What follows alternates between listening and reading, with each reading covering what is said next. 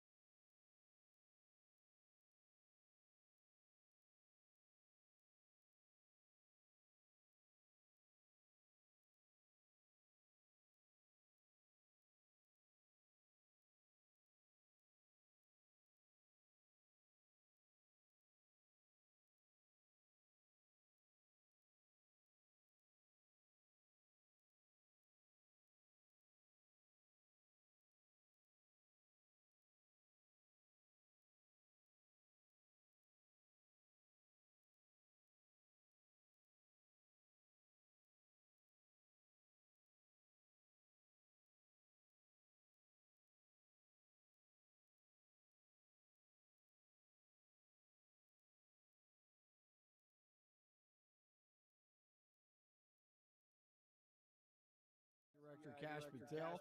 Bongino has been a vocal supporter of Patel on his show.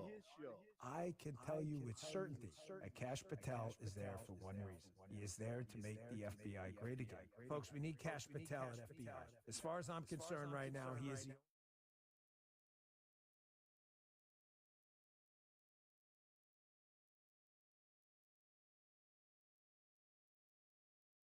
If you missed it Friday,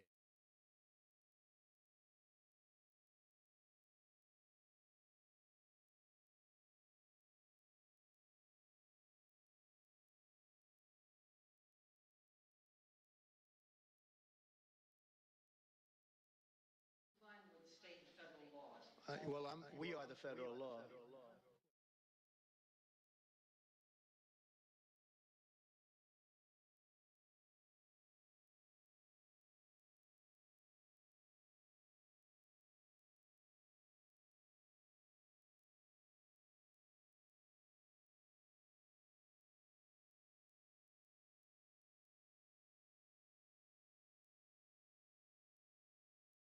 Politics. and she wants men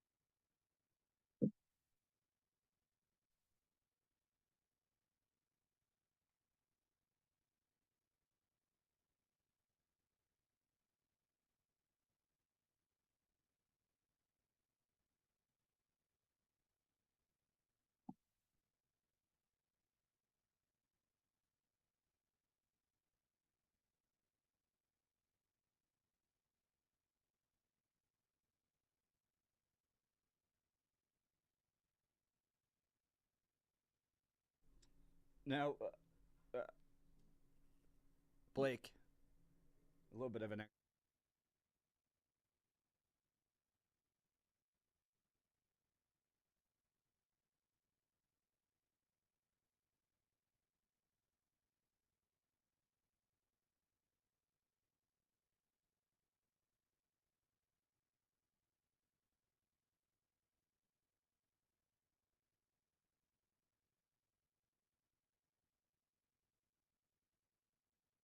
little sirens on our.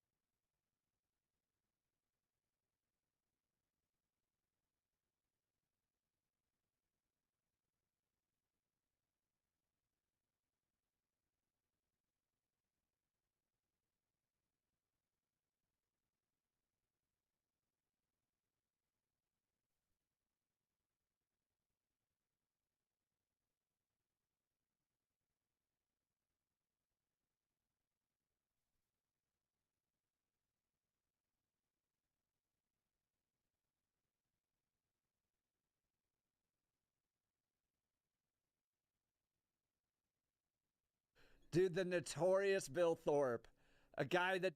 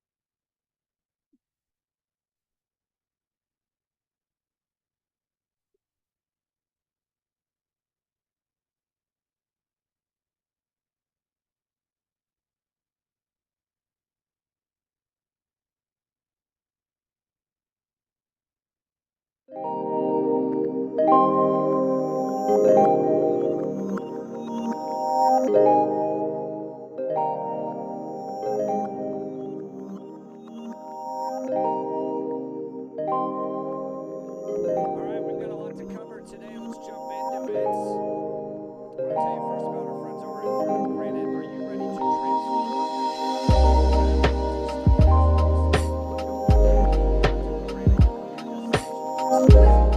Granite, marble, and quartz countertops. For over 15 years, Mitch Floria, the owner of the Art of Granite, has been crafting and installing custom countertops, fireplaces, showers, and more.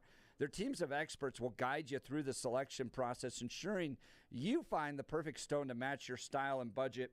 Visit their showroom in Golden or browse their online inventory at theartofgranite.com. Discover the endless possibilities for your home renovation project. Get this, if you mention KNUS and you'll get a free bathroom countertop with new kitchen countertops, or choose a free kitchen or bathroom sink with any countertop package. Don't wait. Transform your home into the oasis you deserve. Schedule your free consultation with Mitch today. Go to theartofgranite.com. That's theartofgranite.com. Mention KNUS for those exclusive savings. Transform your kitchen or bathroom dreams into reality with theartofgranite.com. All right, want to go to Zoom now. There's a march for Tina Peters coming up Saturday, March 1st. This is going to be up in Fort Collins at Timberline and Prospect, 11 a.m. to 2 p.m. Bring your prayers, signs, and love for Tina. If you want to learn more, go to tinapeters.us. It's tinapeters.us. To give us some insight on this march is Kane from Task Force Freedom NoCo. Good morning, Kane. You're on the Jeff and Bill Show. Morning. Good morning, Jeff and Bill. Thank you for the opportunity to share this information about Tina. Give us an update on what you guys hope to achieve with the protest and the march. Yeah, the main thing is you would be shocked at the number of people that are not even aware of the issue that Tina raised and what they're doing to her. And in fact, I just talked with my boss this morning saying, hey, I'm going to be on the radio and I'm going to be out of touch for about 15 or 20 minutes and concerning Tina Peters. He had no idea who she was. And so our biggest thing is to raise awareness where people can come out and stand at that intersection. We're going to have a small little rally where we can talk to the folks that are there. The biggest thing is to come out and so we can pray. And so we can pray for the country. We can pray for Tina. We can pray for liberty and freedom and justice. We're talking with Kane of Task Force Freedom NoCo. He's helped organizing a rally in support of Tina Peters coming up on Saturday, March 1st. Kane, can you give us an update on how Tina's doing these days? So I don't know a lot. Like there's some good information. I think there's some misinformation. I mean, but she's an amazing lady and she's in jail. And her rights and her liberties have been taken away from her. And I'm sure there's suffering. I know this about Tina. She's tough as nails, but it's still tough when when your freedom has been taken away from you, and I believe unjustly has been taken away from her. And so I can't answer that. I don't really have a lot of contact. In fact, I have no contact with Tina, but I'm working with folks that know her. But I think she's in, as far as I know, good health, but this is a tough time for her. Now, we're talking to Kane, Task Force for Freedom, Northern Colorado, talking about a rally for Tina Peters coming up this weekend. You talk about Tina Peters' liberty and freedom being taken from her. How do you define that? What do you mean by taken from her? Well, I believe she was unjustly prosecuted. How do you come to that conclusion? How do I come to that conclusion is that what she did, she was obligated to do. She was supposed to hold those records for 25 months. And all she simply did is she copied the documents before Dominion came in to do their audit, or I think they call it a trusted bill. bond or something like that. I'm not sure what it's called. But she copied the documentation before and then after, and then in comparison, she determined that there were some changes made to the documents that she had in their system. Is that all? I believe that our justice system, I don't think it's just. Let me tell you this a little bit about myself. I'm former military, former police officer, ran my own business for about 15 years. I currently work in oil and gas, which is why I'm looking like this morning. And I understand our system. There's parts of our systems that are absolutely corrupt. The Democrat Party has weaponized our government agencies to fight against us. And so Tina is not, she's not the only one that's been persecuted by our government and using lawfare. You talked about the idea of her being unjustly prosecuted. You said all that she did is copy the databases. That's not all she did. I mean, she stole the person's identity She created false pretenses to bring a person that was not authorized by the state or any other official to have access to the database, allowed that individual to have the database, and then take that database and release it into the wild. That's a serious, serious thing. That's not something that she has the ability to do. And she was and she was tasked to go and copy the databases, but they're held internally. She doesn't have the purview to go ahead and decide how she's going to copy them or who she's going to give them to. But that is what she chose. Okay, is this Billy? Yes, sir. Okay, Bill. Okay, so I don't know that is true. I mean, you're saying that it is, but I would say this. Sir, Hang on, on, judge. Stop for a sec. Hold on. Before you say we don't know if that's true, that's not been fought about in the court. Tina Peters accepted those were the actions that she took. That was not. She did not say no. I didn't bring these people in. No, I didn't copy the database. No, they weren't given away. I don't understand. I don't think that's in question. Those actions have been proven. In fact, she turned off the cameras so that people couldn't see those actions being taking place, and that is against the protocol that is supposed to happen. So why would she turn off if she was doing something that was above board? Why she even turn off the cameras, man? Okay.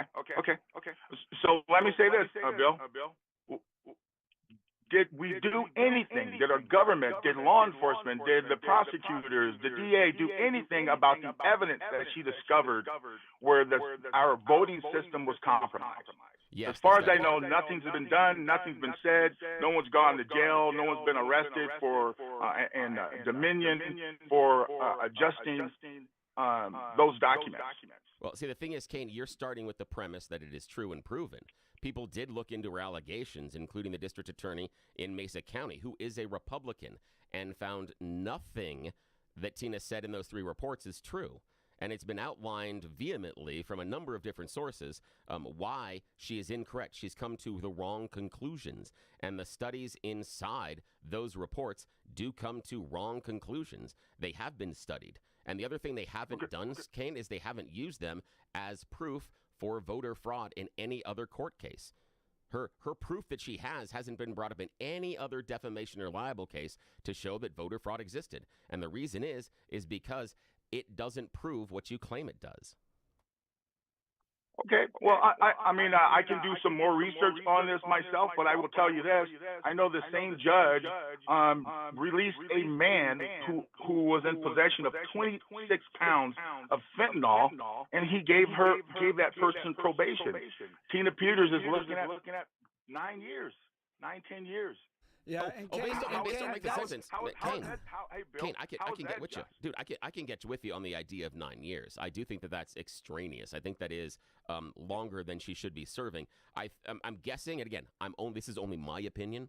I am guessing that the judge knew that in Colorado, when you sentence someone in Colorado, they serve roughly 50% of their sentence. So my guess is, and this is only my opinion, that he was halving whatever he was giving her and figure out that she's going to serve this, which if we were talking about 4 years, seems more reasonable. But I agree with you. The 9-year sentence does seem egregious for this crime. I would agree with you. And hey, Bill, and I get that judge saying, you know what, I'm actually going to be compassionate in this.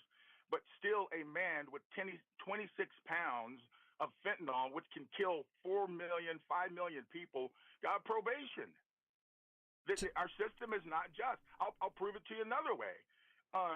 Kyle Rittenhouse, this poor kid, they tried to put this kid away for life for defending himself. He never even should have been brought up on charges. We're talking with Kane, Task Force Freedom NoCo. They're going to host a rally in support of Tina Peters this Saturday, March 1st from 11 a.m. to 2 p.m. That's going to be in Fort Collins, Colorado at the corner of Timberline and Prospect. If you want more information, tinapeters.us. That's tinapeters.us. Kane, I'm so glad you're continuing to raise this issue. So I was at CPAC last week. And a lot of conversation about the J6ers, right? How they were treated, what happened there, whether or not the sentence is similar to the conversation you and Bill are having right now about the length of sentence, those types of things, the amount of energy and effort the FBI put forward towards prosecuting the J6ers. Are they all the same, or should they all be treated the same? If you walked into the Capitol, should you be treated as somebody that hit a cop? That type of stuff. Lots of conversation about that. But the one thing I didn't see, and look, you had Steve Bannon there, you had Mike Lindell there, you had folks like that. There wasn't a lot of conversation about Tina Peters. Why do you think that is? Yeah, I can't explain that. I do know that most people, even here in Colorado, are not aware of what our government is doing as far as prosecuting, I think, conservatives. I think they use lawfare. I think they've used pressure on her to make her concede to certain things, and it's unfortunate because we've lost control of our government, and so I can't speak to what these other folks are doing. I know that we're trying to support a lady who's been a patriot. Did she make some poor decisions? I don't know. That's what Bill is saying. I'm not aware of those things, but I would say this: we should support the lady. She's getting, I want to say, overcharged, overpunished for whatever these crimes are that they're saying that she's committed, when I know that there are criminals, hardcore criminals, that are facing less time. I mean, I did some research last night. You can commit rape. You can do 4 years plus. You can commit a homicide. You can do 4+ years. This is insane that we're doing this to this lady. And my belief is these powerful people have decided we're going to shut her up. And I'm going to give you another. I will give you another example. The McClowskys pulled their gun out to protect themselves from BLM, and the media and the prosecutors went after them for standing on their front porch holding guns to keep people who broke in their gate from coming in their house. Why would you prosecute someone? Why would you prosecute someone who was simply trying to defend themselves? This was in the summer of 2020 in St. Louis. Yep. He was an attorney. I will say this: they were at the CPAC wife did too. not even have a gun in her hand because she didn't know how to handle a gun. Yeah. But let me say this, Bill, and I want all your listeners to hear this. The system is set up to go after white people. Oh my God, Kane, you're a Negro. How could you say that? Because I look at the evidence. And Bill, I hope you never ever have to defend yourself and stop the threat of a Negro man that comes after you and you have to kill him, because the entire country will turn against you, my friend. The entire country, whether it was a legitimate shooting or not, the entire country will turn against you because you're a white man shooting a black man. That's what our country is becoming. So they're making these examples. I understand that, but I'm super confused. That people like you, that you don't push back. Super confused that we've gone from Tina Peters, a white woman in prison, to me shooting a black guy. Slavery and Jim Crow. So you white people better take it. I'm super confused, Ken. I'll let Jeff ask the next question. Super confused how we went from talking about Tina Peters to all of a sudden me shooting a black guy. Well, I don't understand. He's trying to point out that the justice system's rigged. Yeah, the justice system's rigged. Kane, Task Force Freedom NOCO. Kane, I asked this over X and it went uber viral. Would you like to see Kash Patel investigate Jenna Griswold? 100%. Kane, I got a question 100%. for you about. I got a question for you about Kash Patel. Okay. Do you think Kash Patel is going to release all of the information that he claims shows the FBI being involved in January 6th? He's now the head of the FBI. Do you think he's going to release all that information showing the because January 6th narrative is that the FBI was there and they were the ones that caused all the problems? Is Kash Patel going to release that information? I don't know that he should. I think most Americans believe in full disclosure. Like, we have the right to know what our government is doing. Why wouldn't he? We have the right. I know, but why wouldn't Kash Patel? Kash Patel's been screaming that from the rooftops. He wrote little kids' books about it. Why wouldn't he release that information? Are you expecting him to release the information? I am. I'm hoping he will release every single instance he has of the FBI creating that riot, if it existed, on January 6th, because that would be the easiest way for him to prove he's right. I agree with you 100%. Excellent. I think the records, the information behind the death of Martin Luther King, the Kennedy brothers, I think if our government has been involved with these issues, we the people, this is our country. It is we the people. We have the right to know what our government is doing, right or wrong. Yeah. Now, Kane, I got a We have question the for right you. to know. If Kash Patel doesn't produce that information, what's your conclusion? Yeah, that's a good question. That will raise a ton of questions about who he is and about either who his he is or integrity. whether or not I mean, the information exists. Yeah, it's a huge question because if he Well, doesn't present it and we show that what we he don't said was know. true. But I do know this, Bill. In my lifetime, I've been lied to every single day from our government. I've been lied to. In fact, I do several radio appearances, and when we talk about the media, I call them pathetic, lying, teleprompter reading harlots. We have been lied to our entire life from the media, from Hollywood, from our politicians, and it's high time the American people get to know the truth.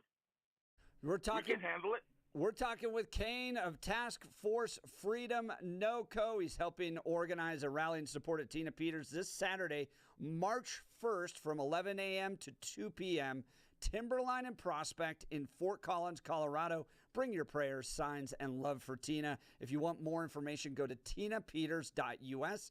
That's tinapeters.us. Kane, you did a fantastic job having a conversation with Bill and I. Thank you so much for your time today. Yeah.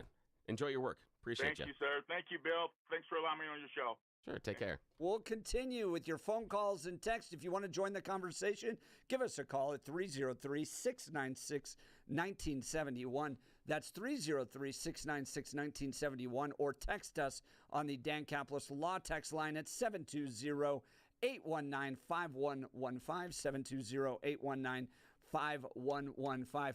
Bill is not only notorious within the CPAC circles, he's notorious within the Tina Peters supporter circles. Peters. Yeah. And they asked, to come on and talk about it. I said, sure, this is how Bill feels about Tina Peters. He's going to ask some tough questions. You guys ready for it? And they said, sure, we're happy to. I appreciate them coming on. And here's the thing is that I disagree with Tina's conclusions.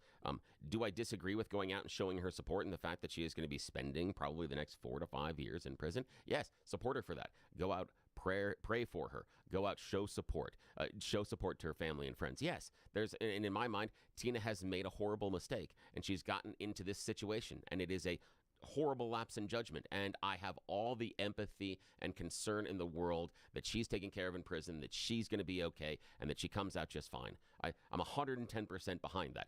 The reason as to why she's in prison, that's where we diverge from the group, and that's fine, and that is fair. That is perfectly fair, but it doesn't mean I don't support the group going out there and supporting her. To that point, Bill, 0459, a rally to support an unrepentant convicted criminal, they say. Yeah. Tina Peters is a criminal who took affirmative steps to hide what she did because she knew it was criminal. She did this because she was a rube who bought a bunch of nonsense pushed by election deniers that apparently still exist. Yeah, it's sad. That's what hurts me is I do believe that she was duped, and that's why I have a lot of empathy for her. I was surprised that CPAC was not that big about talking about her. I am not at all.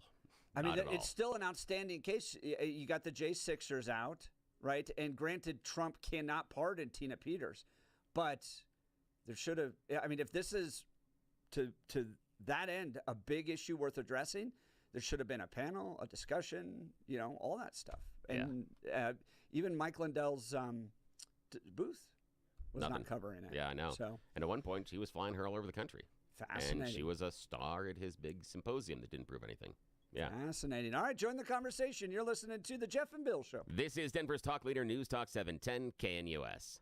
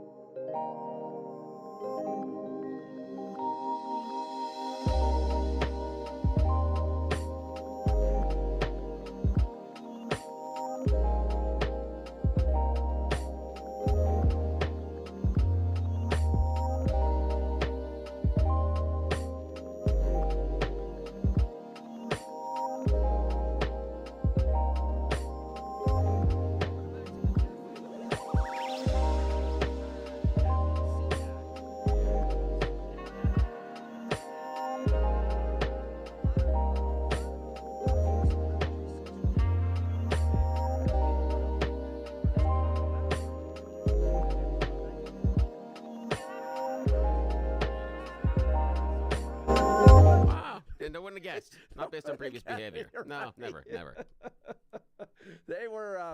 They would shout in the middle of speeches, and then the cameras would run over there and film them. When Trump was talking, they would even kind of shout and talk during Trump. Steve Bannon had him on during his War Room broadcast down in the exhibit hall at one point, talk about everything that they had gone through. So, and then there was, I guess the leader of the Proud Boys got arrested again at the Capitol. Again, did you see that on Friday? Yeah, he was told not to go there, though. There was an order that you can't go to the Capitol. He just doesn't care. No, he doesn't. He was pardoned for everything he did before. Why would he care? Rules don't apply to him anymore. It is an interesting group. I've been going to CPAC now for 20 plus years. I was there during the Santorum days, during the Romney days. It was the center place of the conservative movement in Washington, D.C. And I guess what I find kind of intriguing is like I'm the only one left that has crossed those barriers. Oh, yeah, you're right. And to me, it's not that complicated. To the Bush, Romney, old guard, they actually launched another conference called Principles First with Jared Polis. Oh, wow. That's interesting. Yeah, Jared Polis was speaking at it over the weekend. That's with weird. The editor of Christianity Today. That's weird. That's just weird to me. I like Christianity Today, though. I like the publication.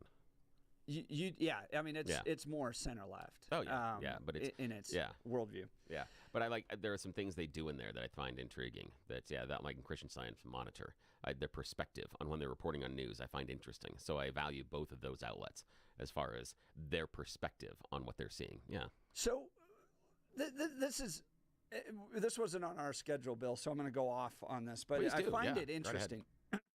Because I've been a journeyman through the conservative movement. Yeah. And I'm like the last guy where I'm like, you're the last one at the table. Everybody else has changed, and I'm still here. Yeah. But to me, there's not this break. There's not this logical break, because part of politics is being relevant, right? So you find ways to remain relevant. And this is, candidly, this is why I love George Brockler, okay? Because George gets this too. That you have to be smart enough to find places to exert political influence, even if you don't get the big office, right? Oh, yeah. Like, he ran for attorney general. He ran for governor. And our state went hard left, totally progressive. There's no way a great guy like George could win that statewide right now. So you could do one of a few things. You could become the perennial candidate that always runs, right? Yeah. That's just, I'm going to continue to run for that office. 20%. 20%, right? Or you can kind of take your ball and go home and be like, well, I guess just politics isn't for me. Or you're smart enough to find ways forward in the midst of the challenges. And in Georgia's case, you have a guy that is now doing great work in Judicial District 23. Yeah. Would I love to see him statewide? 100%. But he's smart enough in politics to find a way forward to be able to exert that influence. Got a question for you. And with CPAC, it's just bizarre to me that the old guard is like, man, I'm going home. I'm like, you guys could come there. Yeah, are you going to be as well received? Are you going to have this great, are you going to be on the main stage? And no, it's MAGA right now. The conservative movement's MAGA. But why not be there is just bizarre. Oh, yeah, why not be there? It is very bizarre. But I'm also thinking that old guard is pushed out. They're not respected anymore. And so them being there, they would be probably the focus of ridicule and scorn. Yeah, more probably. Than being, my guess is that's why they aren't one there. Or two? I mean, so the solution is go form up with Jared Polis? That's weird to me. Yeah, well, the thing is that unlike myself, most politicians don't like to be called names and things. I don't care, really. And so I got a question for you, though. When you talk about that and you talk about the idea of, the change and what you see at CPAC, I have a theory that I've been working on for about the last week or so. And it's the theory behind why Donald Trump, and there's a push to give him a third term. Yes. Now, it was very strong. Oh, I'm sure. Steve Bannon from the stage called for it. Yeah. Here's a premise, and I would love to have. And again, it's not for you right now. I'm not looking for you to defend this. Yep. But this is a conversation I would have loved to have with some of the people at CPAC that are pushing for it. Is the reason that you're pushing for Trump to have a third term when he would be north of 80, older than anybody else that has had that office before, because you don't think there's another winner in your party. You don't think there's another person that can take that mantle. You don't think there's another person that can get the MAGA support and create this type of political momentum. You look on your bench and you don't see anybody. All the nice talk and all the happy thoughts aside, the reason I'm not there yet, but I'm getting convinced that the reason there's a push for a third term for Trump is because in their heart of hearts, the MAGA supporters know nobody else can win the way he won. No, it is that way. And Steve Bannon talked about it from his stage. We'll get into that in the 7 o'clock hour. And basically what he says is a guy like Donald Trump comes along once every 100 years. You get George Washington, Abraham Lincoln, Donald Trump. These guys come along once every 100 years. You use them and drive forward as much as you possibly can. All right, we'll get to that and more. We got You Choose the News coming up. You're listening to The Jeff and Bill Show. This is Denver's Talk Leader, News Talk 710 KNUS.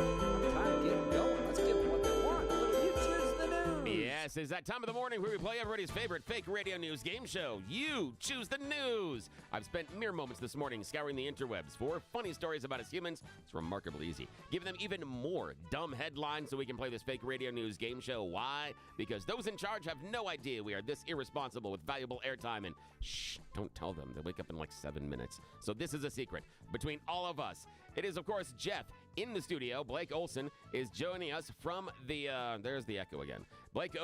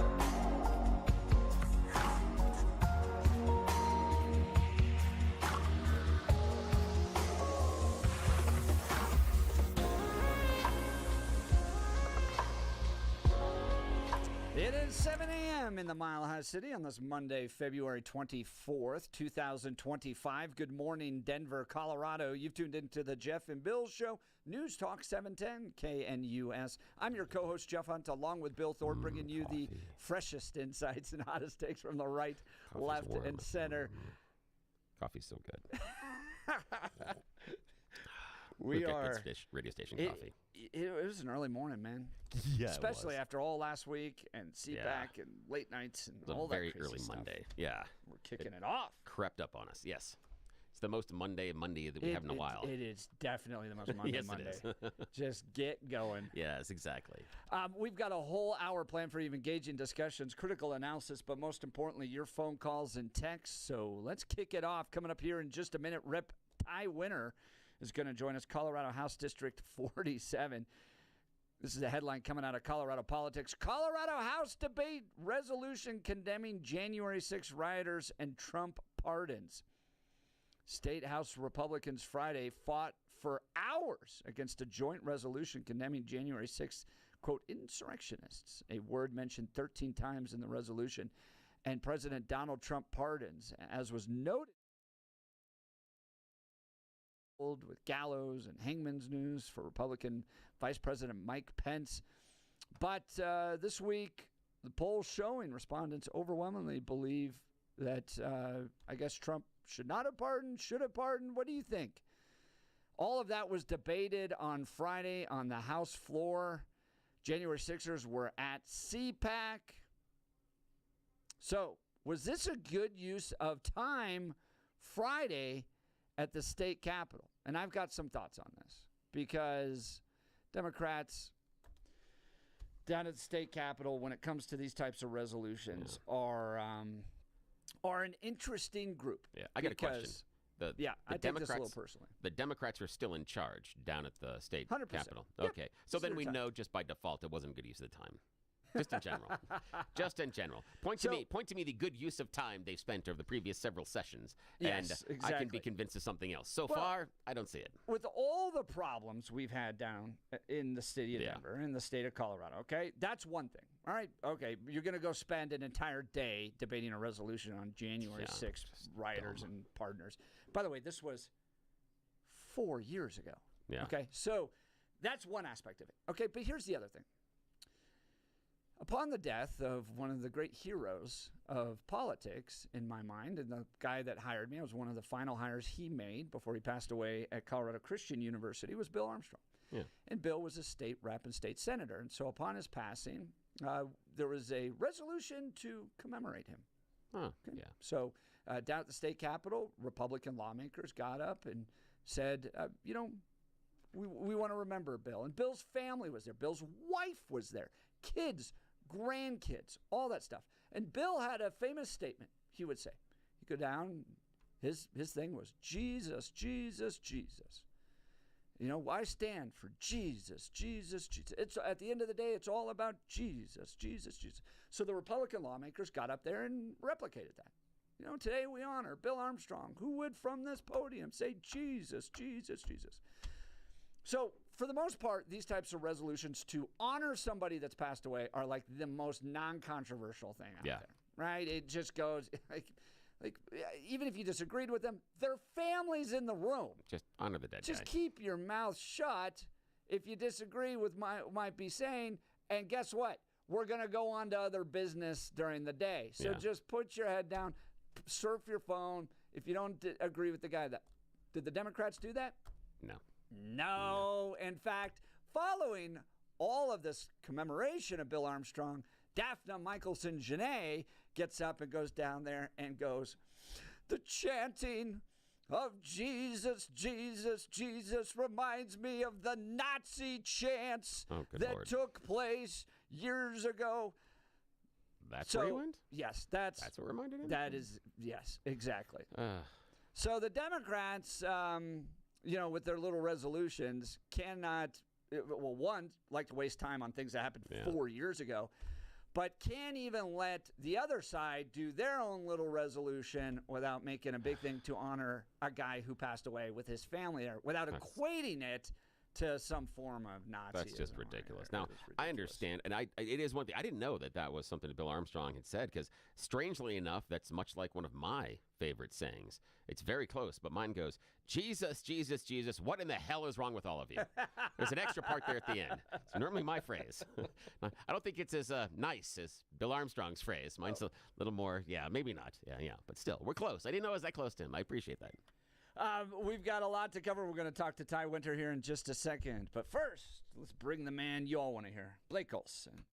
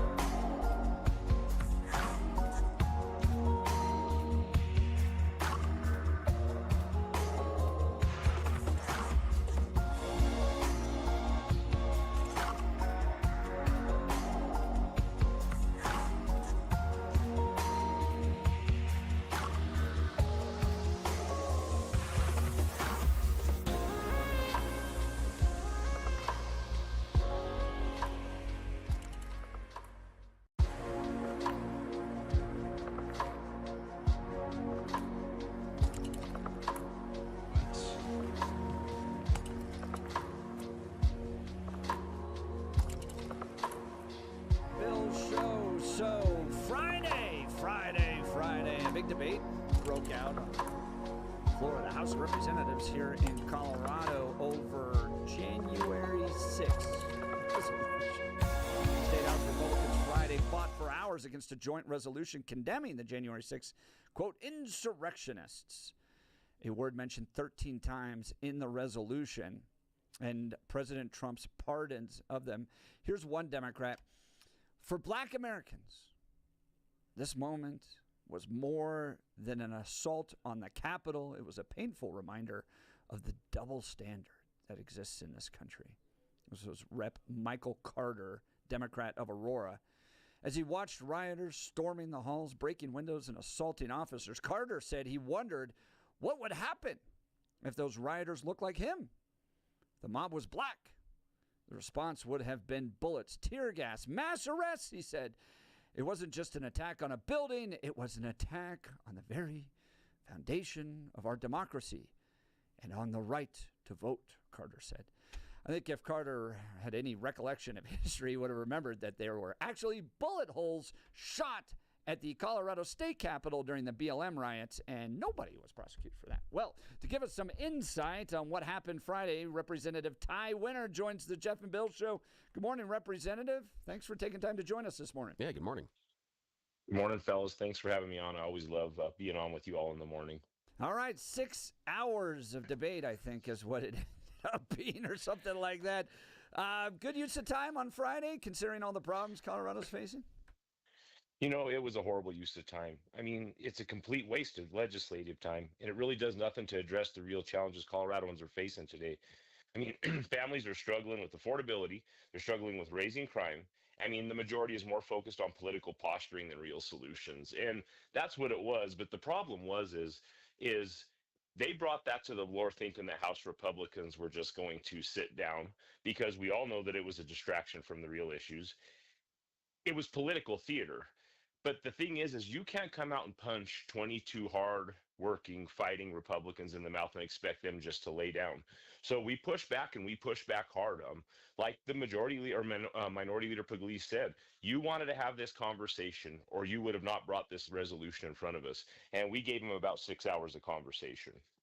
We're talking with Representative Ty Winter, who represents House District 47. So why do you think you mentioned they wanted to do this for political posturing, right? Donald Trump pardons the J6ers, a majority of them. And granted, there were some that hit cops that were violent, from my perspective, definitely should have done some jail time. I don't know if the full extent of the jail time was right. I don't believe they necessarily got a fair trial where all this was held. But tell us how you guys approach this issue, because it's complicated. Look, they're not all January 6th praying grandmas wandering around the Capitol peacefully. Some were violent, but others ended up going away for ridiculously long times in what seemed to be very partisan trials. So tell me how Republicans approach this resolution.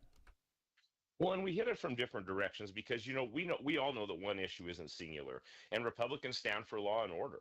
But like you said, there was a lot of people, don't get me wrong, there were people that committed acts of crimes or violence, of property damage.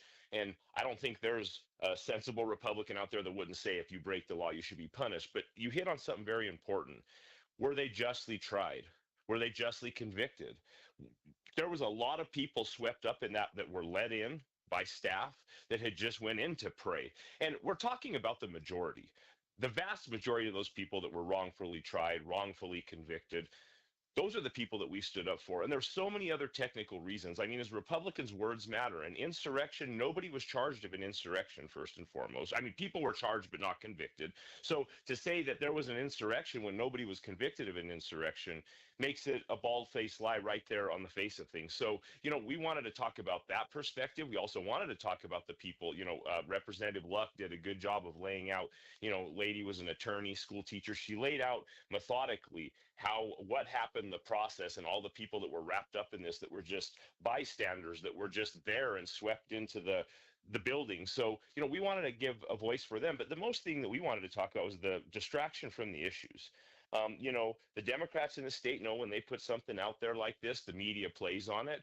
And they thought that, the Republicans were going to do one or two things. They were going to lay down and take it, or they were going to push back and they were going to try to spin it in the press that we were wasting time and distracting, and that's far from the truth. They shouldn't be allowed to bring political theater to take away from the real issues that Coloradoans are facing. And we had to make sure that we stated our case to the people of Colorado to say they wanted this debate, so let's have this debate because it's worth having, because we want to show you that their political theater is taking time away from actually solving the problems that you elect us to do.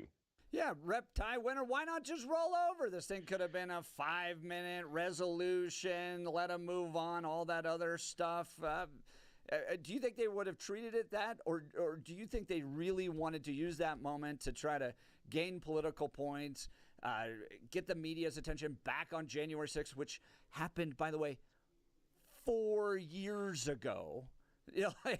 But from your perspective, why not strategically just allow it to move on and get on with other stuff? Because the conversation needed to be had. At some point, we Republicans and conservatives, sometimes we have to draw the stake in the ground. And this is the time that we had to drive it in the ground hard, because at that point, there are people in our districts that elected us to go up and fight against some of these false narratives that come out. And they expect us to fight against political grandstanding. And here's the thing is we'll work till midnight every night. It's the majority who says, oh, well, we need to slow up and stop early because of our staff safety, because of legislator safety. We're there to work. I remember our first year there, we did a couple 14-day straight stints in the State House. So, Republicans are ready. They're ready to show up. They're ready to work. And if we have to stay every weekend to get the job done, we will. But this conversation was worth having. It's worth showing the Colorado voters that first and foremost, a lot of what's perpetrated is falsehood out of some of the media coverage of this. We saw that through videos and through, witness testimony. And secondly, to let the people that voted and supported President Trump know that we're going to stand up for what's right. And there was just so many technical problems. Representative DeGraff laid out so many technical problems with this because he really focuses in on those things. So technically it was incorrect. So not only was it partisan politics, was it political theater, was it a distraction? There was a lot of information and it was just false. And those are the points that we argued on. Representative Caldwell out of El Paso County, and I can't remember the exact statement, but it's when President said, let's march down Pennsylvania Avenue. Well, they only put half of the quote in there. Peacefully and patriotically. Yes. Yep. We fought for like 2.5 hours just to get them to add the rest of the sentence to tell the whole story. So we just, we thought that was the first time Republicans really needed to stand up against the lies and the political theater. So that's what we did. And, I said in the well, if you thought you were going to come and punch this group in the mouth and we were just going to lay down, you picked the wrong day to push back on the House Republicans. We're talking with Representative Ty Winter. He represents House District 47 down at the Colorado State Capitol. Here's the thing that I've had with J6. One, as you pointed out, the fact that they always cut off that part of his statement. They always try to make Trump look like he was organizing a direct insurrection on our Capitol, that type of thing.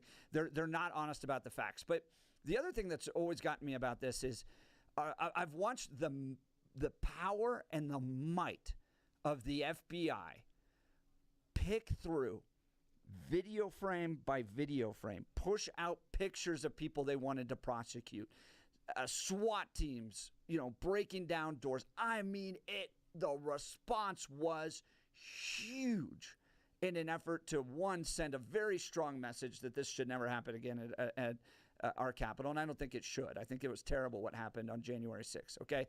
That was part of the effort. But two, I mean, they prosecuted the hell out of these people. I mean, and put them in terrible conditions and all that stuff, okay?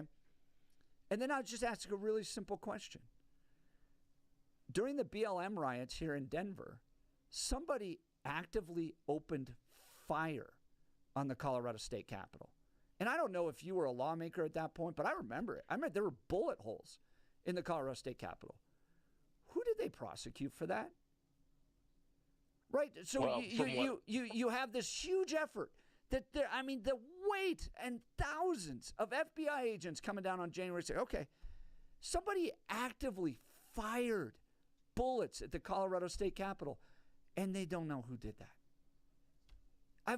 You're correct, and that was brought up. Representative Soper, who's he's the longest standing Republican in the House right now, told that story because he was sitting in his office.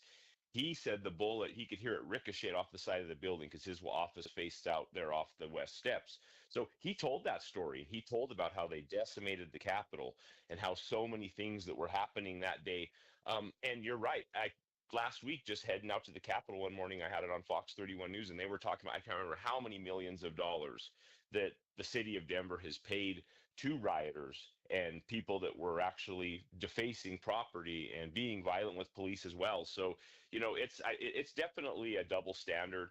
We've all seen the two-tier justice system within this country from quite some time. And we know that the last administration was definitely, you know, laying out a, you know, you do this or else, you know, trying to scare people off of their voice and trying to scare people from being able to air their grievances peacefully, but didn't even want them to air their grievances. Representative Ty Winner from Colorado House District 47 joining Jeff and Bill live. We were talking about a ridiculous resolution that the Democrats were floating about the January 6ers. And I agree, it's a ridiculous resolution, but I've got some questions about some of the words that you'd used, Representative Winter. You talked about the idea of an insurrection and that nobody was charged with an insurrection. But we had a number of people that were charged with seditious conspiracy. Those individuals were found guilty and then pardoned. Do you believe that was just? Do I believe that was just? Here's the deal. I would have to look on a case-by-case basis. You know, as we talked about earlier, we talked about some of the false charges, false accusations, and in that political climate, I'm not one to blanket say, I'm going to look at everybody and say what was right or wrong. I'm somebody that has to drill down in on the issues, and before I can make a statement like that, I don't want to do exactly what the Democrats did and make a sweeping statement without me personally be able to dig into that information and to be able to see case by case who maybe was wrongly charged or unjustly tried. So for me to make a broad sweeping statement like that, I wouldn't feel comfortable because I'm more of a facts guy. Yeah, but wasn't it the point that no one in Colorado, though, was found guilty of an insurrection? Yeah, but with respect, though, the insurrection, the sedition is a little bit of a higher level, and we pardoned them. They were found guilty, proven guilty in a court of law, for seditious conspiracy, and Donald Trump has then pardoned them. We have individuals that were seen on tape that harmed law enforcement, that beat law enforcement. Those individuals were pardoned. We can all play, and we can talk about the idea of individuals that just walked through there, whether or not they should be charged and what they were charged with. Vast majority of them did not receive prison time, received most of the time it was probation. So we can talk about that, but there are individuals that assaulted police officers on that day. They went in and they broke into the Capitol. That should be something that you would hope would want to hold those people responsible for, rather than, in my mind, waving the magic wand and giving them all a free pass out of jail, especially the ones that were convicted of seditious conspiracy, which would mean an active attempt to overthrow the government. Well, I thought I answered that question earlier in the show. I don't know if you were on for that part, but when I said that the people, you know, there's not a pragmatic Republican out there that doesn't believe in law and order and the rule of law. And if anybody was rightfully convicted, the proof was there, and they weren't just bowled over in the courtroom, anybody like that should have to finish out their sentences. And I don't think there's anything wrong with saying that. Another thing on top of that is we went through the list of pardons that President Biden put out, and just some horrible, difficult things. And that's the problem that I have with the political grandstanding is now the Trump's in office, we're going to drill down on issues like this, but nobody's going through the list of pardons that Biden put out. And I think if we're going to talk about these issues too, we need to lay them side by side, because to sit and pick winners and losers, if we don't lay the evidence out on both sides, just as outraged as people are about the pardons of the people they think that should have served out their sentences, I would hope they would be equally upset of the pardons that past President Biden made, maybe on people that have committed worse crimes. I read a list off of rapes and murders and kidnapping. So if we're going to parse this out, let's take the time to parse it all out and not play political theater. So also, I agree with you on some of those points, but I agree. I think there's a little bit of a whataboutism in there as far as looking at it. And we can go back to what pardons that Trump did, and we can go back to pardons that Obama did. We can go back to pardons that Clinton did. We can go back to pardons that Bush did. There's a never-ending pull there. But I think we can agree that individuals that were convicted of seditious conspiracy, one, I hope we can agree, shouldn't have been pardoned. Two, shouldn't be celebrated. And some of those were celebrated, even at the most recent conference, the political CPAC, at the Conservative Political Action Conference. Some of those people that were convicted of seditious conspiracy were celebrated. I mean, we can at least agree that they shouldn't. Yeah, but we can agree that shouldn't be celebrated. I mean, just and like at the end of the day, my job is as a state legislator is to handle state issues. That's a federal issue. So as a state legislator, all I can really weigh in on is the fact that Democrats chose to waste time on federal political theater. Oh, yeah, absolutely. And we could sit here and parse it out for hours. Yeah. And at the end of the day, this was political theater. And you know why it was done? It was done to drill down on hard questions and try to make people catch up and say certain things. We've seen it in numerous interviews and press to try to be able to divide more. And what's upsetting about this whole situation is that the Democrats came in on day one. The speaker said, we need to get over the political divide. We need to work together for the people of Colorado. And then the governor comes in and says, we have to stop the political divisiveness. I'm the president of the governors that wants to stop all of this. And then it's that party that keeps coming back and using this for political theater so we can have interviews like this, so we can banter back and forth about something that isn't going to make the lives of Coloradans better. And that's just where it stands. Oh, and you're right. That's the Representative Winter. You are 110% right. And Representative Winter is joining us. He is the representative for Colorado House District 47. Excuse me, going too fast there. Yes, you're right. I agree. What the Democrats did, this is dumb. This is a federal issue, and they're doing nothing more than virtue signaling. It's rather stupid. I do want to take one more second, though, and go back to the idea of Donald Trump and the statement about being peaceful on January 6th. How many times in his speech are you aware of that he said, be peaceful on that day and during your protests? Because I believe it's once. It's once. Okay. Yeah. Then he said fight 21 times. So he said fight 21 times. If you had someone you were crafting a speech to your constituents and you said fight 21 times and you said peaceful once, what would you say is the overriding message of that speech? Is it about fighting or is it about being peaceful? What's the message you're delivering? Well, I mean, obviously it's about people standing up, but he didn't tell people to bum rush the Capitol first and foremost. But he did say fight 21 times. What we need to be fighting about. No, Ty. Excuse me, Representative Winter. Hang on a second. Representative Winter, he said you have to fight or you're not going to have a country left. He said you had to fight like hell. 21 times in his speech, he said fight. And Bill, I was listening to Steve Bannon say fix bayonets, and no one grabbed any bayonets at CPAC but hang on a second. and run towards the state capitol. Wait, tell me this. Wait, is hold on. Pause. Hold on. Language in political discourse, and the idea that he was organizing an insurrection, and then also said peacefully. I didn't say that. Hang on a sec. You two held your hat on the peaceful. And what you said was Donald Trump told these people to be peaceful, and so we can't assume he was going to do this. He also told them to fight 21 times. So what I'm curious about is this cognitive dissonance that the one time Trump says peaceful, everybody's going to be peaceful or should be peaceful. But the 21 times he says fight, we don't listen to that.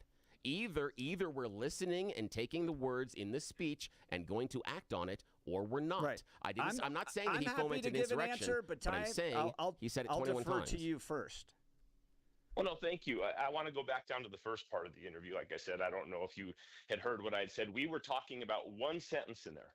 I'm drilling down on a single issue, and you're trying to bring a whole speech on top of me. One sentence. They had the first part that only mentioned fight.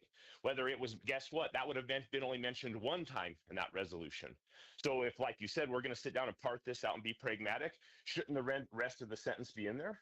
Yeah, the rest whether of the he said fight 200 times, and that's what we were talking about in the beginning. So I don't see how we're twisting. This is the greater problem of this. Talking about drilling down on a single sentence in a resolution on a single issue, and then we're going to pull a whole 2-hour speech into it and try to parse that out. That's political theater on top of it. With respect, Representative Winter, the reason I brought it up is because both of you used it in my terms when I was listening to it as an excuse. It was an excuse for behavior. I think it's an important qualifier. But he said very peacefully. Important. It's a very important qualifier. Yeah, so, I know. I always hear it. I hear that the one time he said it, somehow told them what to do, but the other times he was saying stuff didn't tell them what to do. But what you don't have, and this is my answer to that, Bill, is what you don't have is a litany of calling for violence. The idea that a politician uses the word fight is typical political rhetoric that's used on right and left, and it's to evoke emotion and commitment to the advancement of political ideas. The important qualifier in there, and it's critical, is that when he asked people to go to the Capitol, it was to do so peacefully and patriotically. We're just running out of time here. Representative Ty Winter, Great job on the floor of the House. Thank you to all the Republicans that showcased this political nonsense that was happening down there. If you want to join the conversation, give us a call, 303-696-1971, or text us on the Dan Caplis Law text line at 720-819-5115. Representative, I know you got a busy day. Thanks for taking time to join the Jeff and Bill Show. Thank you. And thanks for standing up against the nonsense. I agree with you. What they were doing is absolute nonsense. We come to different conclusions on it, but what the Democrats were doing is complete nonsense, and thank you for pushing back on it. I appreciate that. Well, no, and thank you for the spirited discussion. I always love a spirited debate. I never shy away from these spirited debates. I just want to close with one thing. Fighting doesn't imply violence. And, I think that just needs to be said. So thank you for your time. Always. And I think God we bless all House agree. District 47. God bless Colorado, but most importantly, God bless the United States of America. Thank you, gentlemen. Thank you. Thanks. Have a great day. We all agree. No violence. No violence. We don't like it in politics. It's not good in this country. All right, we'll continue. I do want to talk to you first about my friend Dan Caplis and Dan Caplis Law. If you know Dan, you know this guy is pro-life, pro-faith, pro-America. That matters because who you choose to represent you in an injury case says a lot about you to everyone involved in the case. Dan Caplis, the son of a police officer and a former seminarian who's dedicated the last 40 years of his life to helping people who are hurt in serious motor vehicle crashes. But more than just being a great guy with solid values, Dan is believed to be the only lawyer in Colorado history to win 5 straight multi-million-dollar verdicts in Colorado crash cases. In fact, Dan is believed to be the only to have won the largest truck crash verdict in Colorado history. Dan Caplis Law is so trusted that he's the official law firm partner of the Denver Nuggets and the Colorado Avalanche. Dan Caplis Law, a serious firm for serious cases. Dan accepts righteous injury cases on a percentage fee basis so that he can represent good people from all walks of life without regard to ability to pay. So if you need Dan's help, give him a call. Here's the phone number, 303-770-5551. That's 303-770-5551, or hit dancaplisLaw.com. That's Dan, CAPLIS Law.com. We'll continue with the Jeff and Bill Show. This is Denver's Talk Leader, News Talk 710 KNUS.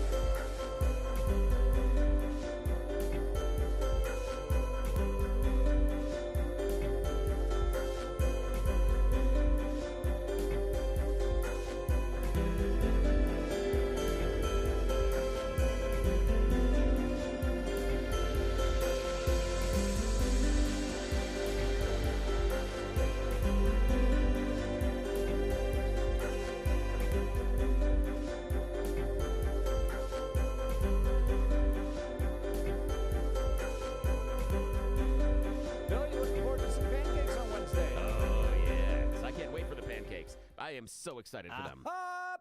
And we got to talk to Blake here. See if Blake's going to like make the journey down with Came us. down that one time. Yeah. It was a ton of fun. I really wanted to make it tomorrow, but I just Wednesday. can't do It's it, Wednesday. unfortunately. Yeah, Wednesday. Wednesday. I'm sorry, Wednesday. What's today? Monday? Yeah, Yes, who all knows? day today. Who knows? What All day day? it is. All Yes, day all day. long? Yeah, But not I like will the say usuals. this. Anytime Mike Boyle is involved, oh my goodness, he is such a great host.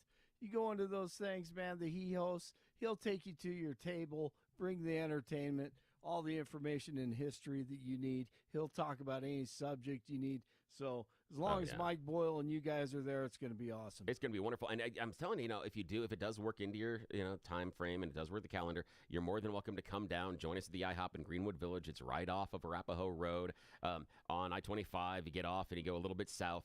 You can turn south on Clinton Street. Easy to remember because I've been told Jeff's going to buy you breakfast. So he'll take care of that for you. So yes, so I'm just saying. Forget it. Get everything on the menu. I'm just teasing. That's one of the best ones, by the way. That is I a love good one. My friend from Texas comes up just to eat at that IHOP. Oh, man. It is fantastic. Well, we will miss you if you don't make it down there Wednesday. But thank you, man. I appreciate you. So we've got IHOP 6 to 10 a.m., Yes. I-25 and Arapahoe, Greenwood Village. We are going to be hanging out doing a live broadcast. So what happens during a live broadcast? Well, So much fun. you show up and we immediately put you on air. Yes. So you right have away. to be well prepared for a monologue. No. You basically And then there's just the get- talent portion of the contest. That's Yes. right. Stupid pet tricks. Yes. You basically just get to watch Bill and I do a show like we normally would, and we sit next to each other. You got the whole production team. You get to see all the cameras, all that stuff. You just get to have breakfast and watch. And if you want, you can come up and join the show. We create some opportunities for folks to do that and maybe speak in on an issue. So if you're passionate about something, you can do that. Or just have a cup of coffee and some pancakes and bacon and hang out. And I wander around and I'll talk to you during the breaks, and we'll have some breakfast. We've got a $7.10 IHOP special that's been crafted just for our listeners. They're not letting me purchase it, which is probably a smart thing. So, but also I'll wander around and chat with you. We can take pictures. You can just discuss. You can tell me why I'm so stupid or why I make you so mad in the morning. And the very fun, entertaining part of it is when they yell at me that there's 30 seconds until we're back on the air, and then I run back to the table as if I'm one of those. You've seen those baby hippos, and they try to run away from the water and get back to mom. That's what I look like. It's like this, like, as I run back. So it's a lot of fun. It's just entertaining. So yeah, we'd love to see you out there. It's going to be 6 to 10 this Wednesday, the IHOP in Greenwood Village, Arapahoe Road, I-25. You got to go to the east, and then you take your first south turn. I don't know the direction you're going to be going, but if it's just east of Arapahoe Road on Clinton is where you're going to be going. Drive until you see the IHOP. It'll be on the right-hand side of the road. We'll be right there. Yeah. Yep. And look, you don't have to spend all 4 hours with us. That's important No. too. Yeah. Grab a cup of coffee, just tip your hat,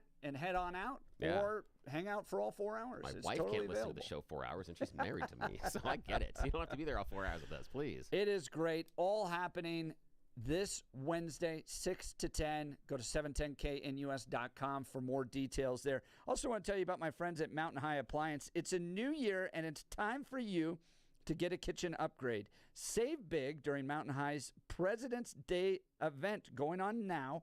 Save up to $3,700 on premium KitchenAid appliances. KitchenAid has been a trusted name in home and professional kitchens around the world for over 100 years. Built to last and made for those who love to cook. When you think appliances this President's Day, think Mountain High Appliance. Mountain High Appliance. Get those great appliances so then you can have pancakes at home. All right. We'll continue. You're listening to The Jeff and Bill Show. This is Denver's Talk Leader, News Talk 710 KNUS.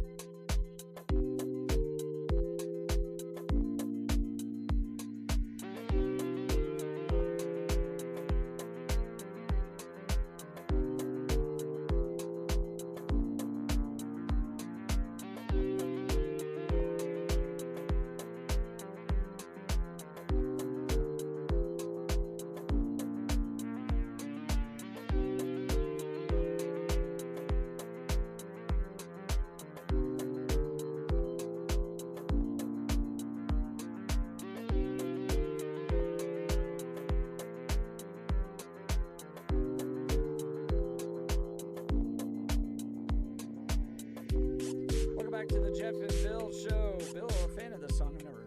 Oh, yeah. This is Espresso. Yeah, Espresso Security Carpenter is so good. Such a good song. It's fun to have Pete Taylor on the show last week, the rap artist, and you guys just go deep into Snoop and hip hop and rap and all that. Oh, there were so many things I wanted to ask him about, but it's like, but I got to keep it relevant for the audience because I'm like, we could go really, really deep into some things that, like, I wanted to know. This is what I was pulling back on. Is there are a couple of artists right now whose flow and lyrics in the rap genre, because that's where he knows his stuff, that I find really interesting right now. Yeah. And I know that as soon as I took it in that direction, we'd lose the entire audience because nobody have anything. I loved black rappers at CPAC. Make that more often. Oh, dude, the thing I want to know. Shows on the stage. Oh yeah, see, that's next level. I wanted to know about those grandmas. I wanted to have his opinion of JID because JID is someone that I'm just getting into a little bit, and his rhythmic pattern is very interesting, and what he does over the top of the beat I find really intriguing, and so I'm just kind of exploring what he's doing and kind of sampling different stuff, and so I would have loved to have his opinion on someone like that, and there are a couple others out there. I'm glad that we talked Kendrick, though. I want your opinion on Pope Francis. How's he doing, you think? What are you hearing in Catholic circles, Bill? This ain't good. I'm hearing really bad stuff that he may bounce back a little bit, but the end is very, very close. That's what I'm hearing right now. The end's really, really close. And the reason that I feel that it is correct is I'm already hearing and seeing the maneuverings behind as far as who takes his place. Yeah. And if it was, nobody would do that because you don't want to waste the political capital. And it is politics to get named Pope. It absolutely is. 100%. Yeah. Dude, I had a, is it bishops the ones that determine the Pope? Okay. Yeah. I had a bishop to my face. Oh, yeah. Tell me, get behind me, Satan. Oh, yeah. Yeah. Do you want to know why? Yes. Why? So we were having dinner with a bunch of Catholics, and I asked that question. I go, "Oh, are you guys the ones that choose the Pope?" Yeah. And I was like, "What was that like?" That was it. Well, it's actually it's I'm thinking because it's it's such cardinals. a It's actually secretive, cardinals above them. It was so cardinal. thinking, It was a cardinal. It's the cardinals that are above them. All I said was, "What's that like?" I never get to vote, so it's a while figuring out it's a hierarchy. But apparently, it's such a secretive thing that even if you ask them what that was like, oh yeah, no. It's considered like a satanic temptation, and I felt terrible. The dinner didn't go as well after that. I do have to say that get behind me, Satan is one of my favorite random things to say. Like when those people are asking you for signing the petitions outside of the grocery store. Hey, would you sign the get behind me, Satan? Just to confuse them. My other favorite phrase to use is no time for love, Dr. Jones, because it's a total non sequitur. It makes no sense. Do you think it's going to swing back because who was it in between? Benedict was very conservative. Francis, pretty progressive. Yeah. Is it going to swing back? Is this what happens? Is it like American politics where we just bounce back and forth? Yeah, this one's going to swing back. It's going to be the people that I'm hearing right now are much more conservative than Francis, and so it's going to swing back the other direction, and that's going to cause, again, more schisms inside of the church, more questions about the direction, more questions about where they're going. It's going to make some people very happy and some people very, very mad. So this... I'm just real curious about who they're going to pick and who this is going to finally boil down to. But I think that at the most, I hate to do this, 6 months is what I was kind of the target date that I was hearing over the weekend. 6 months, you think? Yeah, that long? He'll survive. Again, because they always seem to hang on. So no one wants to say, I think he's got 48 hours. So you always kind of, Here's the one thing I'm watching in all this, because I adore this guy. I think he's great. He's done a fantastic job, is Archbishop Aquila here in Colorado. Oh, yeah. I really like him. He's become a friend. We gave him an award one year over at CCU when we were fighting doctor-assisted suicide together. And I was concerned that when he stepped down, Pope Francis was going to make a more progressive pick, and we'd be stuck in Denver with a progressive archbishop for, however long those guys stick around. Now, maybe if it swings back, we'll get another conservative one. But I'm more a fan of the conservative archbishops and cardinals and stuff.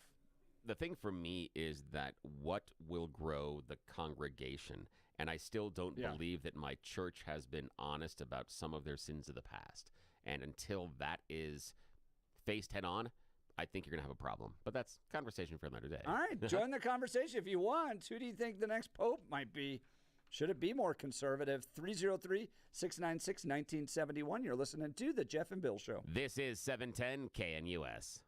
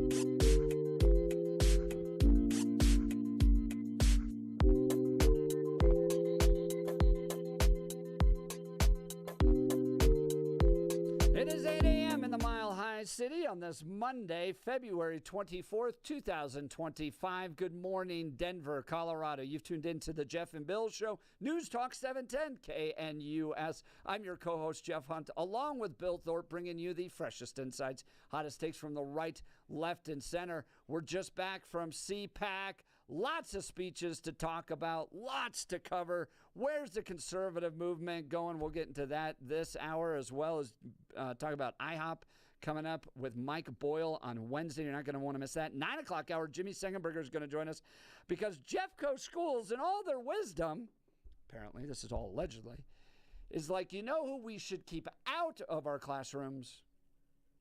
Pedophiles, child abusers, groomers. No, conservatives. Interesting article in the Denver Gazette. We're going to get to Jimmy a little bit later. And speaking of that, a Highlands Ranch teacher arrested sent 2,400 text messages to a kid, bought them cigarettes, and apparently kidnapped him. Top it off, a finalist for the 2025 Teacher of the Year Award. I'm going to say it again because I've said it 1,000 times on this program. For the love of God, get your kids out of government-run schools. You have plenty of other options at this point. Charter schools, home schools, private schools, ACE scholarships will help you. There's lots of options out there. Get your kids out of these government-run schools. That's how I feel about it. But let's check in with Blake Olson.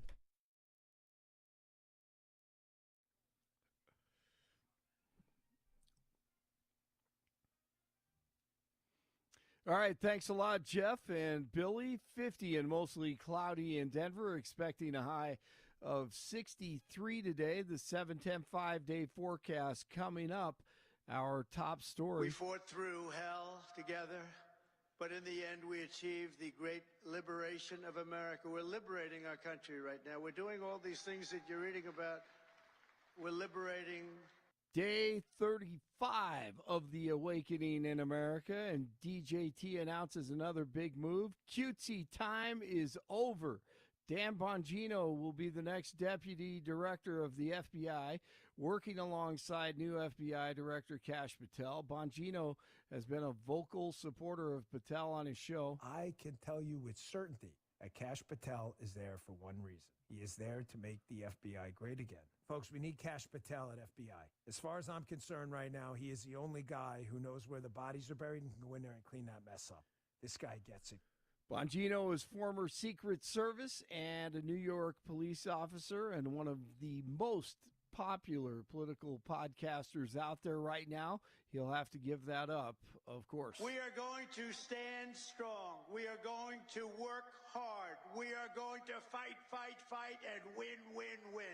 Millions of Americans fired up about it because Bongino hasn't let up on the corruption that occurred on January 6th, along with Patel. Speaking of J6, here in Colorado, Representative Ty Winter and Republicans have shown their support for the people who were used for political theater that day. On the show with Jeff and Billy this morning. We're there to work.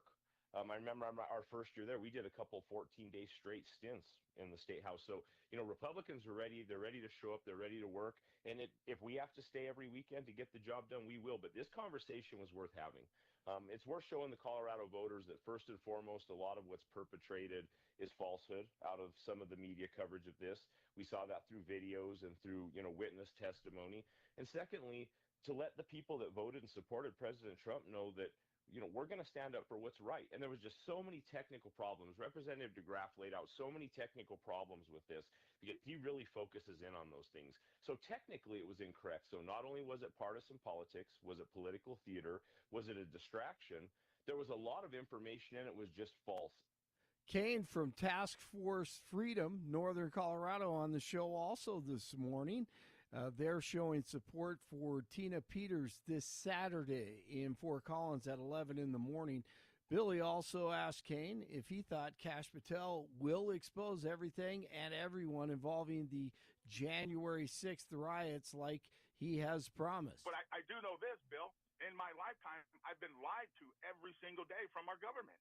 I've been lied to. In fact, I do several radio appearances, and when we talk about the media, I call them pathetic, lying, teleprompter reading harlots. We have been lied to our entire life from the media, from Hollywood, from our politicians, and it's high time the American people get to know the truth. Agree. The 47 administration will put all civil servants employed by USAID on administrative leave today, as well as cut 2,000 employees. Elon asking for email telling Doge what they did last week. If they don't, they will be dismissed. Representative Ralph Norman. Price tag that the taxpayers pay is right at $271 billion a year. Is it too much to ask for them to verify why they're making an average salary of $106,000 a year? Do you think in the private sector that single mom who is working 2 jobs at a restaurant can't justify where she was, or the hygienist at the dentist's office can't verify how many patients they saw? The absurdity and I guess the arrogance of the workers who says that's a heavy lift is what's wrong with that's what the Americans are sick and tired of. It's not their money. We're the ones who are paying the bills. We have a right to know. DJT welcomes French President Macron to the White House today. One person is dead after being buried in an avalanche near Berthoud Pass over the weekend. The name of the skier who died will be identified at a later time. Broncos linebackers coach Michael Wilhoit arrested Sunday on suspicion of second-degree assault of a police officer. The Broncos said that they're aware of the situation and in the process of gathering more information. Wilhoit is a former NFL player who joined Sean Payton's staff in Denver prior to the 2023 season. He's scheduled to appear in court this morning. Nuggets at the Pacers tonight at 5 o'clock. 48 in Parker, 47 in Wheat Ridge, and 50 in Denver. Jeff and Billy continue. Price tag. Wrong one. Why don't you just check yourself into the old fool's home while they still have a bed left? Blake Olson, News Talk 710 KNUS.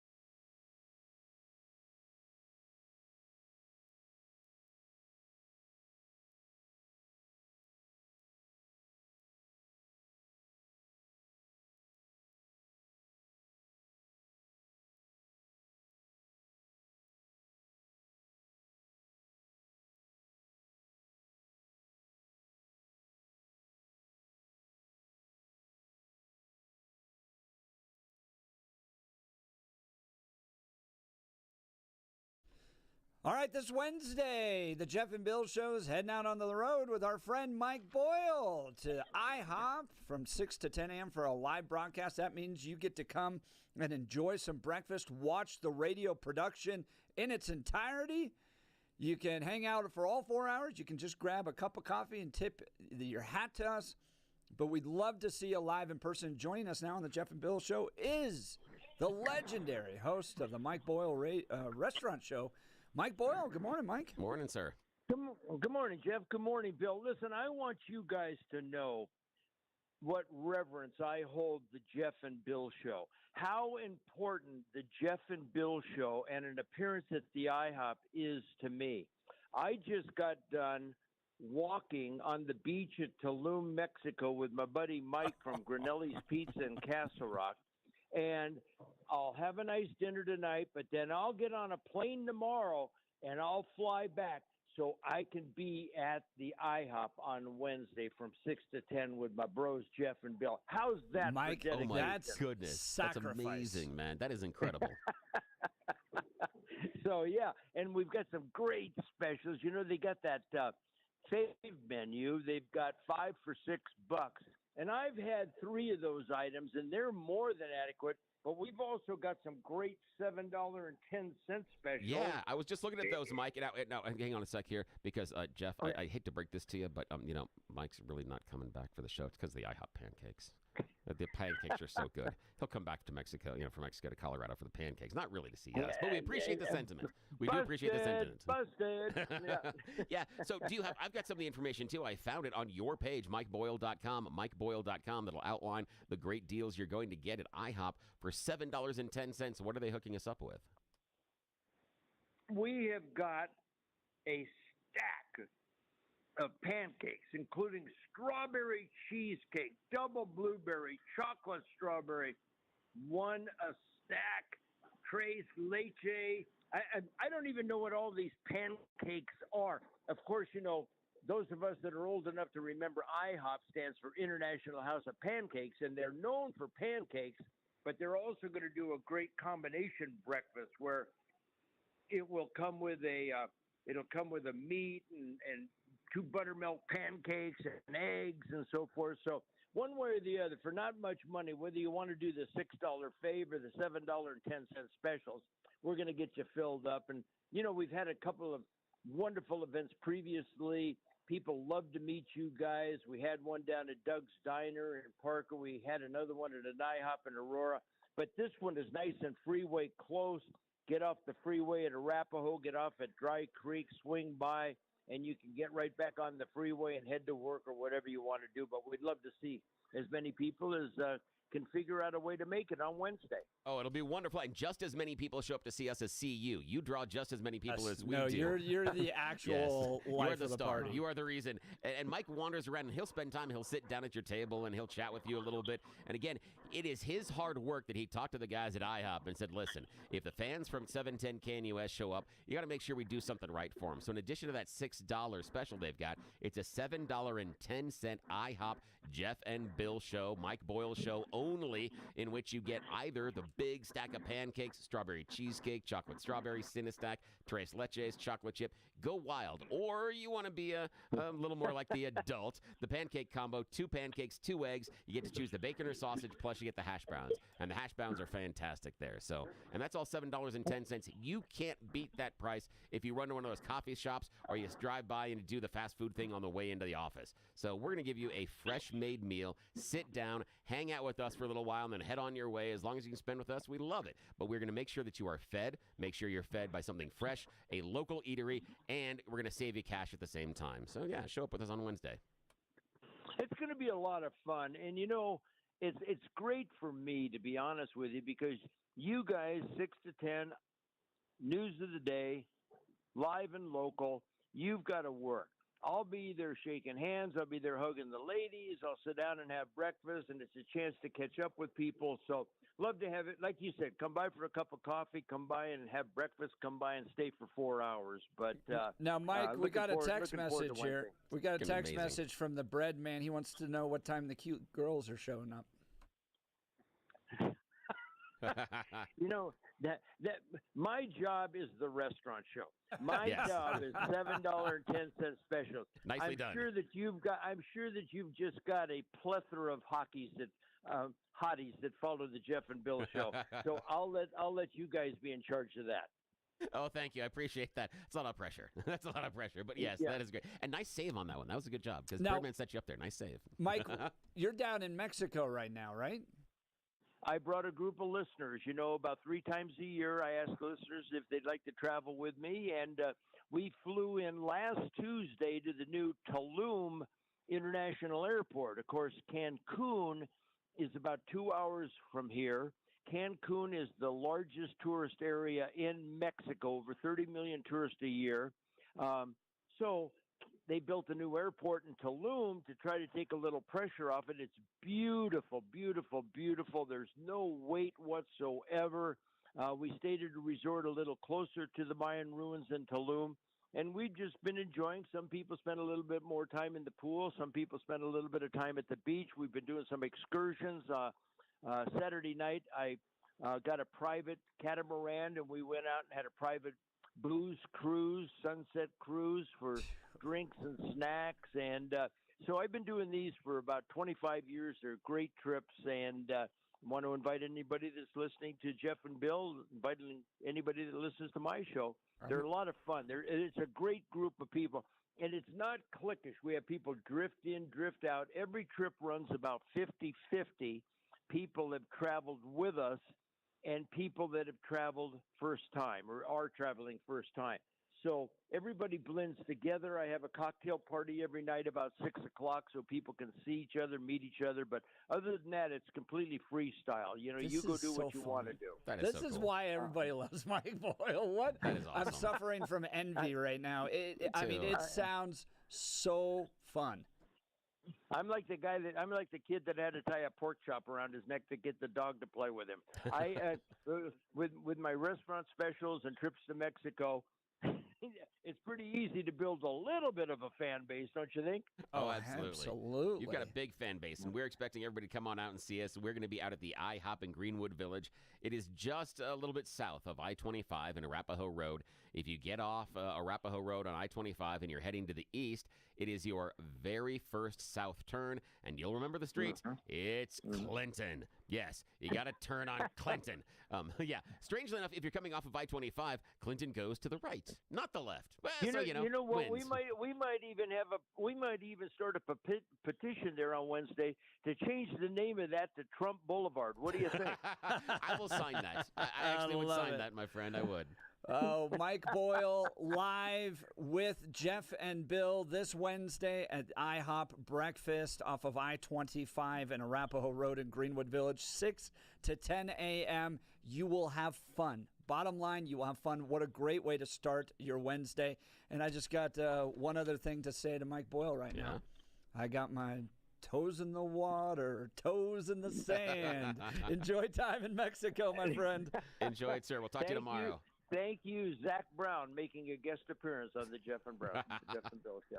Thanks, Mike. Have a good one. Oh, my God, that's fantastic. And he'll join us again tomorrow to kind of keep everybody, apprised of the situation. He's going to be swinging back here. I love the fact that he's coming back from Mexico. But yet again, $7.10. We're going to make sure you start your day off right. You get to choose that big stack of pancakes. You want to do it like you did when you were a kid? Strawberry cheesecake, that double blueberry, the chocolate straw. Oh, that's talking mine. That's the mine thing, the chocolate strawberry. Oh, man, how am I going to do that one? So chocolate strawberry pancakes, Cinestack, Tres Leche, chocolate chip pancakes without the strawberries, and also strawberry banana. Or you can do the adult thing if that's what you want to do. Fine. You can spend your $7.10 to get the pancake combo, and that's a pair of pancakes, 2 eggs. You choose the bacon or the sausage, and you get their to die for hash browns. I really like the IHOP hash browns. There are times I can do an entire plate of that when I was younger and had a tight skin and a better metabolism. Now I can't. Too many pounds and also not good for the heart. So, but I do sample the hash browns. I will be having them that morning. Hope you come out and join us. It's going to be that IHOP in Greenwood Village. We're going to be there from 6 until 10. It is just basically a little bit south of I-25 and Arapahoe Road. You get off Arapahoe Road, you head over to the east, and then you turn on Clinton Street. Yes, Clinton, but at least you'll remember it. Wander on down Clinton Street, go south until you hit the IHOP.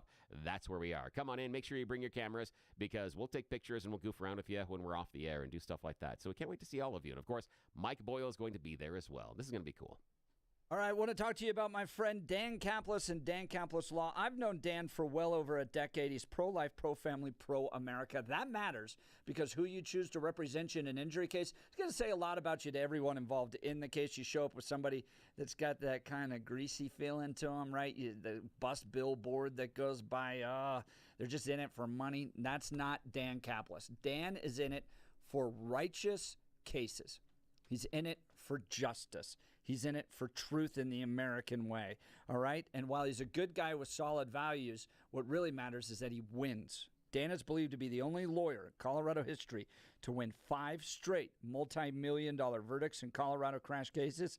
Dan is also believed to have won the largest truck crash verdict in Colorado history. In fact, Dan Caplis Law is so trusted that he's the official law firm partner of the Denver Nuggets and the Colorado Avalanche. Dan Caplis Law is a serious firm for serious cases. Dan accepts righteous injury cases on a percentage fee basis so that he can represent good people from all walks of life without regard to ability to pay. So if you need Dan's help, here's the phone number. Don't wait. Let's put it in your phone now because when that accident happens, you don't want to be scrambling for it. You can call him right away. Get your team built. Go to work. Here it is. 303-770-5551. That's 303-770-5551 or hit dancaplisLaw.com. That's Dan, CAPLIS law.com. All right, Bill, let's do CPAC. Yes, sir. Yep. So I caught 3 speeches. Well, 4. I caught Elon Musk, Donald Trump, Tom Homan, and Steve Bannon.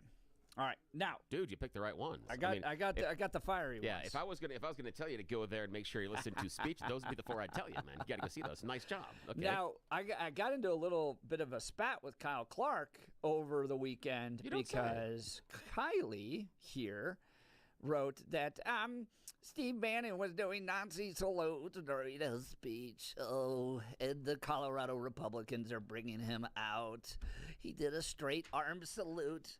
I have the entire speech up on X. No, he's waving. It's stupid. The fact that progressives continue to chase this around as if conservatives are openly anti-Semitic when progressives are openly anti-Semitic and getting jobs at Columbia University, it's just ridiculous. But the little straight arm salute thing around Steve Bannon is just a distraction from what was actually a really important speech. He set the stage that what MAGA is going to face coming forward is going to be a lot more challenging than even what we faced in the past. It was a fiery speech. It was a fight speech. It was fix your bayonets and get ready. Here it is, part of Steve Bannon's speech from CPAC. I want you to look within yourself right now of that journey. Go back to 2021. Go back to your life. Go back to the anxiety, and man, Trump won, but they stole it. The system's so big, so corrupt, so powerful. Remember that? Back on our heels, right? You didn't quit, just like in any military contest. We got a rally point. We dug the guide on in and said, you know what? Regroup, dust ourselves off, fix bayonets. We're charging again. That is why Kash Patel is the director of the FBI. That is why Bobby Kennedy is the head of HHS. That is why Tulsi Gabbard is a DNI. That is why Pete Hegseth is across the river in the Pentagon. Fix bayonets. Fix bayonets. You're not going to stop. It's going to get so tough. It's going to get so hard. Are you going to quit or are you going to back Trump? Are you prepared to fight? When he made the moral decision to come back from Mar-a-Lago, understand they were going to put him in prison for 700 years, right? They were going to bankrupt him. They're going to destroy his family. What did he do? He came back in 47 days and said, I'm in. Are you in? Right? When they tried to shoot him, when they tried to assassinate him, and he was on the ground right there, they could have crawled off like any other politician in the world. What did he do? He got up. And what did he say? What did he say? I can't hear you. Are you prepared to fight for Trump? Are you prepared to fight for this republic? Are you prepared to fight for this country? The hardest, toughest days are ahead, folks, but you know what? Riyadh, Berlin, Beijing, Moscow, the city of London, right here. This is not beatable. You can't. The only way we lose is if we quit. The only way we don't have victory if we surrender. The only way that they win is we retreat. And we're not going to retreat. We're not going to surrender. We're not going to quit. Fight, fight, fight. Woo! That was quintessential CPAC speech. And there's a few ways you can go at CPAC, and I've been going for 20 years. You can go the policy route, and, oh gosh, who's the UN girl that Trump has now? Elise Stefanik, very policy-oriented, sending a message to other countries that. And then you get the Steve Bannon, fight, fight, fight, rally. I mean, get them fired up. We're ready to take on the next challenge. But it is interesting to me to see the journey of CPAC. At one time, 2012, Mitt Romney won the CPAC straw poll. Mitt Romney won the CPAC straw poll. And I know because I was organizing the effort to try to get Rick Santorum to win the CPAC straw poll.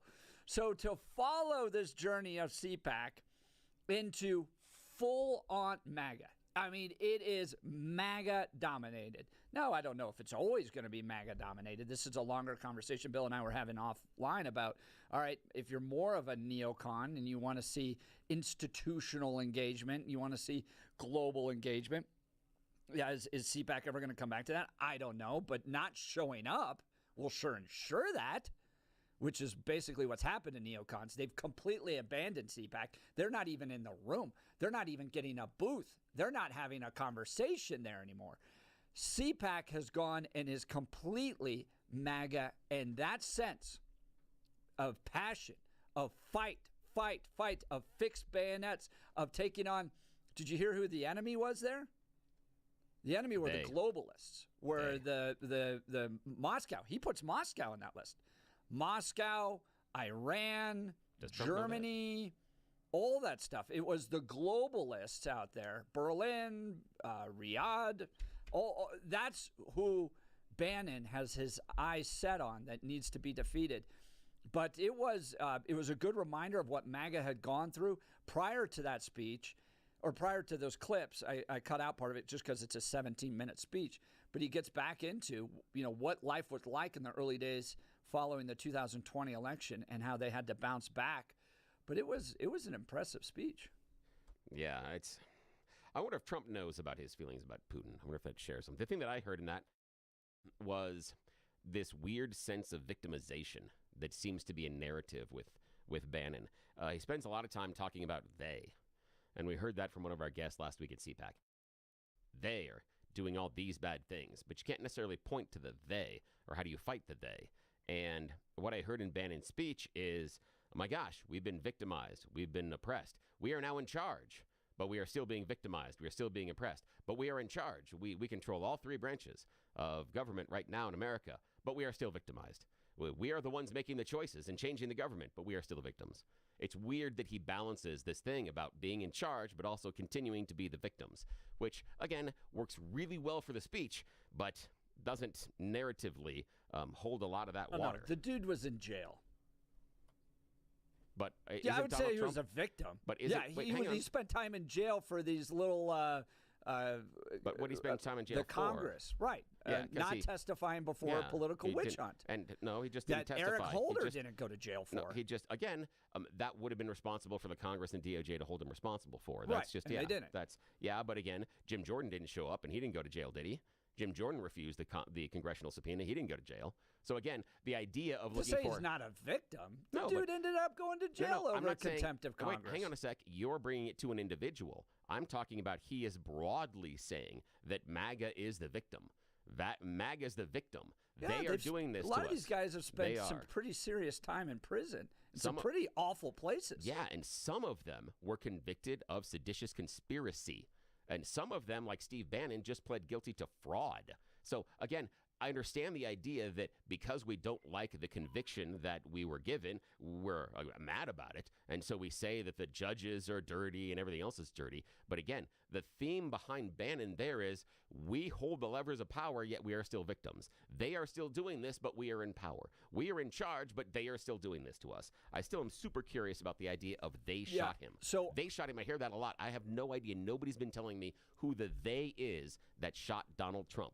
Because I want to see the data on that. But I will tell you the sense that I've gotten from Bannon watching his speech and where he's going, where he wants to take the MAGA movement is there continues to be a globalist force out there. And it's found its way into lots of different countries all over the world, and including our country. And it has to continue to be confronted because just because we won in November doesn't mean that we're going to get the nationalist policy agenda completed. It has to continue to be fought for, and that was the message he gave there.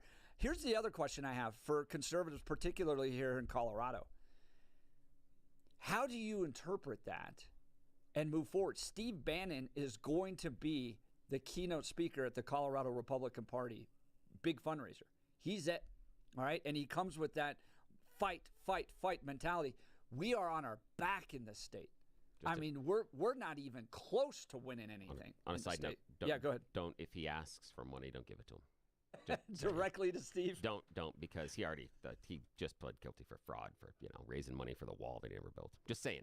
Again, you can bring him here, etc. But if he says, hey, donate money to, maybe not. Just saying, maybe not. Maybe not. I'm just trying to protect you. Are you happy to have Steve Bannon coming to Colorado? Are you excited about his vision? A nationalistic, anti-globalist, anti-neocon, fight mentality. It is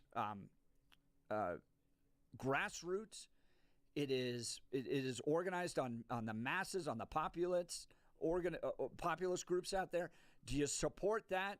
Do you like the direction of the Republican Party, of MAGA, of what you saw at CPAC? Because right now, that is what dominates the Republican Party.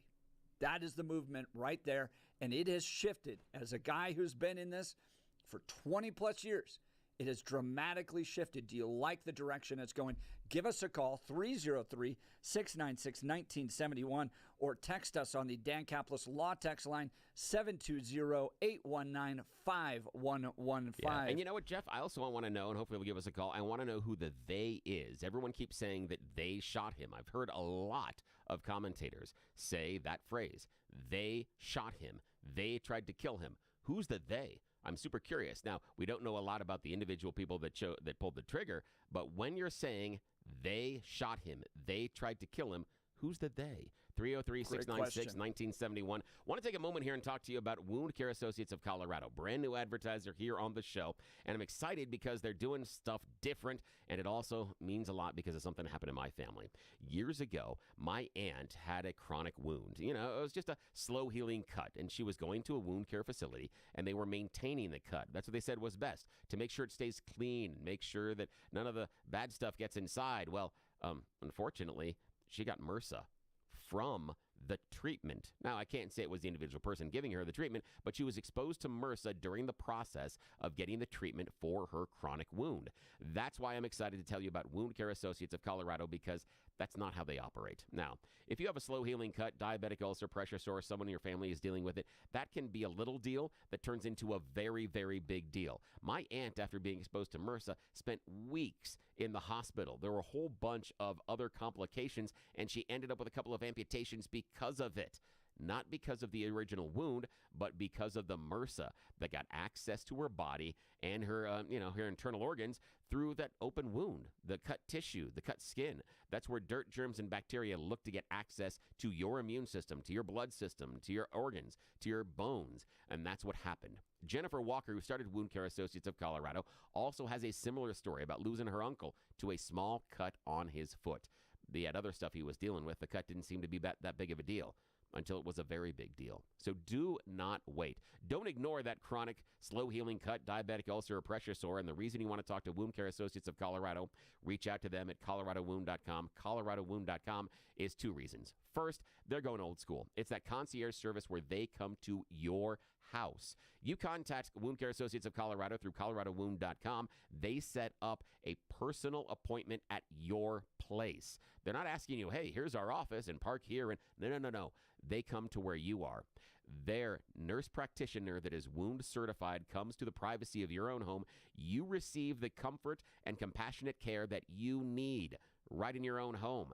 They set up a personalized treatment plan based on your wound to make it better.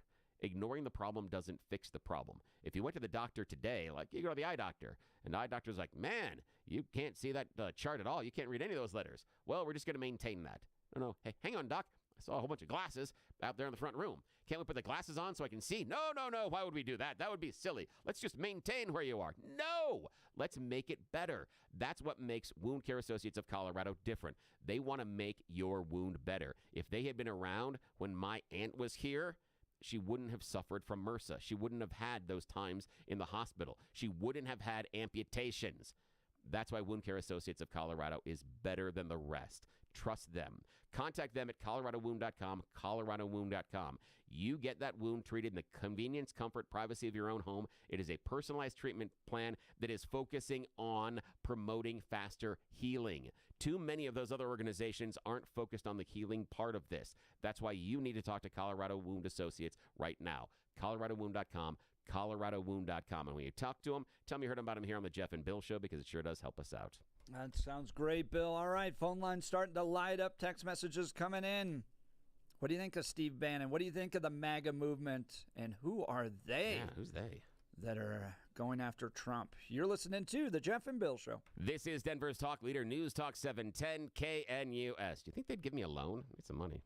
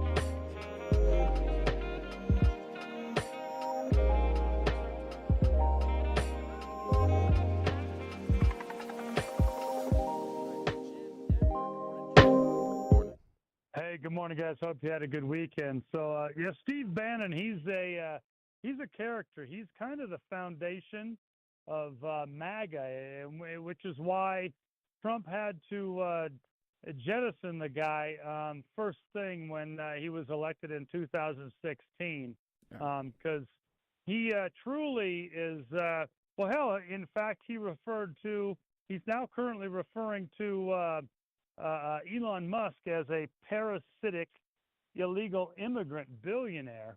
And that's what he's currently referring to Musk as right now. So I don't know who shot Trump, but I would say it might be the people that, I don't know, maybe it's the government. What do you think? Well, we've got text messages here that the they is the globalist elite, but I was kind of struck by just the fact that it takes forever for these investigations. Like, I don't think we know anything different than what we knew in early August, and that assassination attempt took place in July. I mean, why it takes so long for this stuff? I'm not sure the American people really need to know what's going on with that deep down. I mean, do you want a press release that makes us feel comfortable? But beyond that, the Secret Service has a serious job to do with this president that we have. I hope that they can get it done.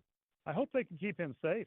I agree. And, Jim, that point, I've been around a few different presidential candidates over the years, from very small little details. Mitt Romney's, all guys were wearing kind of suits, typical stuff. We hosted a big rally for Mitt up at Red Rocks. I remember that. And then, but with Trump, and when I've been around him, his Secret Service is like fully ammoed, fully guarded up with the bulletproof vests and flak jackets and all that. I mean, it's like a whole different level. Well, there were, I didn't find out until recently, but there were 11 attempts on Obama's life over those 8 years. So I don't know if anybody heard about that, but I hear there's 11 attempts. Wow. I don't necessarily think that we need to know the details. Right. I think we should just be very happy that ear piercing wasn't an inch farther to the side. Yep. Jim, great call. Sure appreciate it. Thanks so much. Speaking of tough guys willing to take it on, this was one of my absolute favorite speeches. Tom Homan. Even Trump gets up afterwards at CPAC after Tom Homan had spoke. He's the director of ICE right now. And was like, this guy's out of central casting. I mean, it is so fun to watch him. This guy is motivated. This is what you want for your ICE director. We're going to make this country safe again.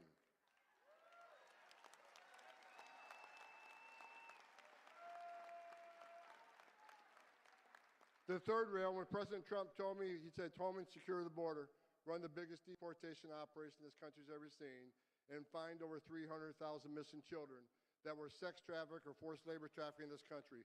And we're looking for them. And we're going to save children.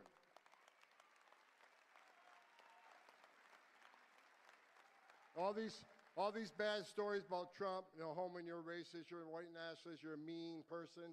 Okay, I'll take that. Because you know what Homan's doing? I'm working for the greatest president of my lifetime, and we're going to save lives. Because when 95% less people are coming across the border, how many women ain't being raped? How many Americans aren't dying from fentanyl overdoses? How many no-suspected terrorists aren't getting in the country? How many women and children aren't sex trafficked in this country when you have the border lockdown? We're saving lives. Woo! It was inspiring to have an ICE director that laser locked on what his mission was, unapologetic, willing to go after the bad guys. Call me whatever name you want. We are saving lives. And I've experienced it firsthand talking to these migrants down at the Aurora apartment complex. They've been abused all along the route up here. It's terrible. And to have that type of clarity, ICE says it regularly. Clarity is kindness. When you know what the rules are, when you follow the rules, it's actually a form of kindness to everybody involved, because when you're just shuffling people up here and you have fentanyl and you have all the stuff that's happening at the border, you're actually harming a lot of people. And for him to have that type of clarity, that type of focus, that type of strength, it is very exciting. And the people in the room, and I think the American people broadly, are very excited about the direction of this administration when it comes to safety. All right, I'm going to play another part of Tom Homan's speech when he challenges the cartels directly to come after him. You're listening to The Jeff and Bill Show. This is Denver's talk leader, News Talk 710 KNUS.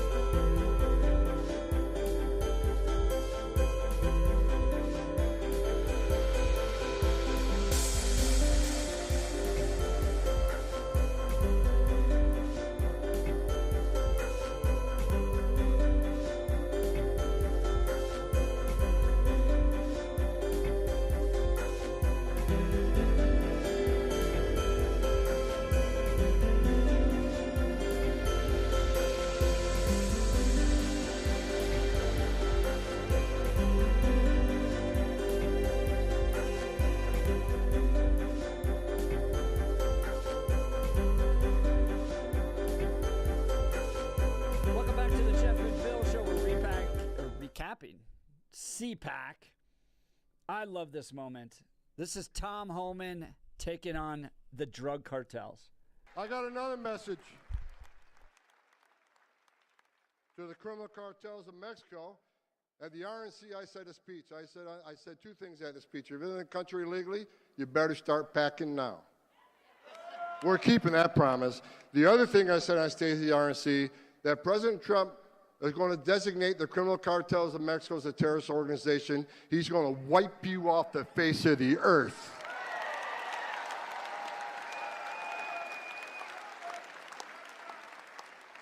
After I said that, of course, I got numerous death threats. They've doubled the size of my security detail because all the cartels want to take Homan out. Well, I'll tell you what, come get some.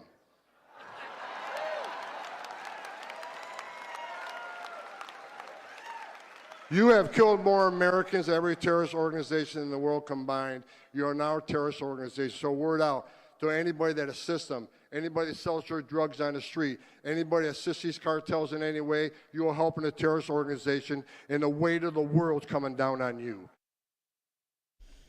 Those are strong words. Now, Bill, I've been following cartel activity. I've watched all the little documentaries. I'm big into this because I hate what drugs have done to our community. It's killed people very close to me. These things. So if you ask me, who's the greatest threat to the president? Is it like Iran, China?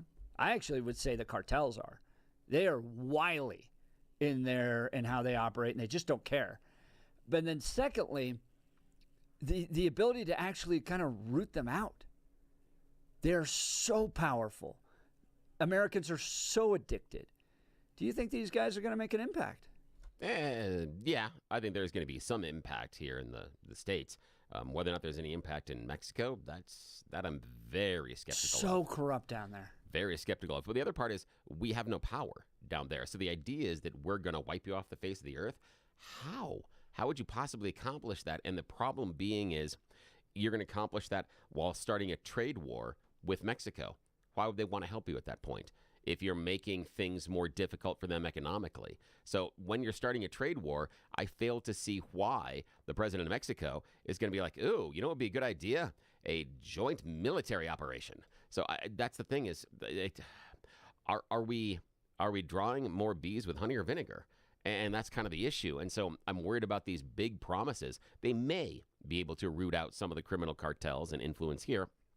But the idea of wiping them off the face of the earth, I'm very skeptical of.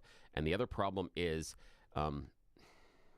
as long as you have a willing customer base, it's very difficult to stop the sale of anything. And that's the part that I don't think we're dealing with. We think that if we just stop the flow, and, you know, there's portions of it. It'll definitely help. It'll help. But how come we just wouldn't switch to something else or switch to this? I mean, you saw there were people that kept trying to invent synthetic alternatives to marijuana when marijuana wasn't legalized. So when there's a customer base and a demand, something will try to I got to tell you, it is so refreshing and exciting to have this type of leadership willing to take on the cartels. I'm just praying for your safety, guys. This is a big battle, but it's a battle, as Tom Homan pointed out, for the future of this country. Glad these guys are doing it. God bless Tom Homan. All right, we'll continue. You're listening to The Jeff and Bill Show. This is 710 KNUS.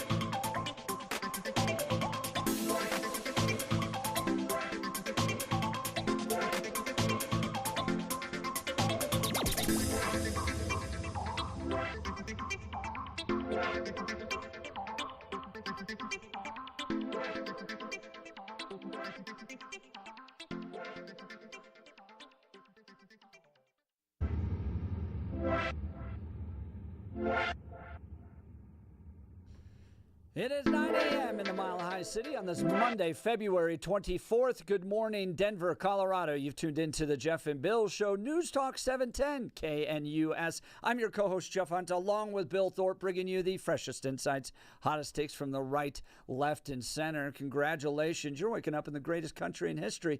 Donald Trump's your president. We're off and running. We got a whole hour plan for you of engaging conversations, critical analysis, and most importantly, your phone calls and texts, because this is where Denver's voice is heard loud and clear. So grab a cup of coffee, Denver, and let's dive into the issues that matter most to you right here, right now. Coming up after news and comment with Blake Olson, Jimmy Sengenberger is going to join us. You know the name, you know the voice. He's a columnist now with the Denver Gazette. Great piece out last week on this Jeffco school scandal that continues to grow. But here's another element of it. You know about the head of school that was reportedly in possession of child pornography, the guy that led the trusted adult effort that then reportedly took his life in light of that. Then you have the teacher that ran off with the student. That's all over the news. It continues to be. Another article in the New York Post about that. Now you have evidence that the school district is specifically not hiring teachers because they're conservative. No growing lawsuit there.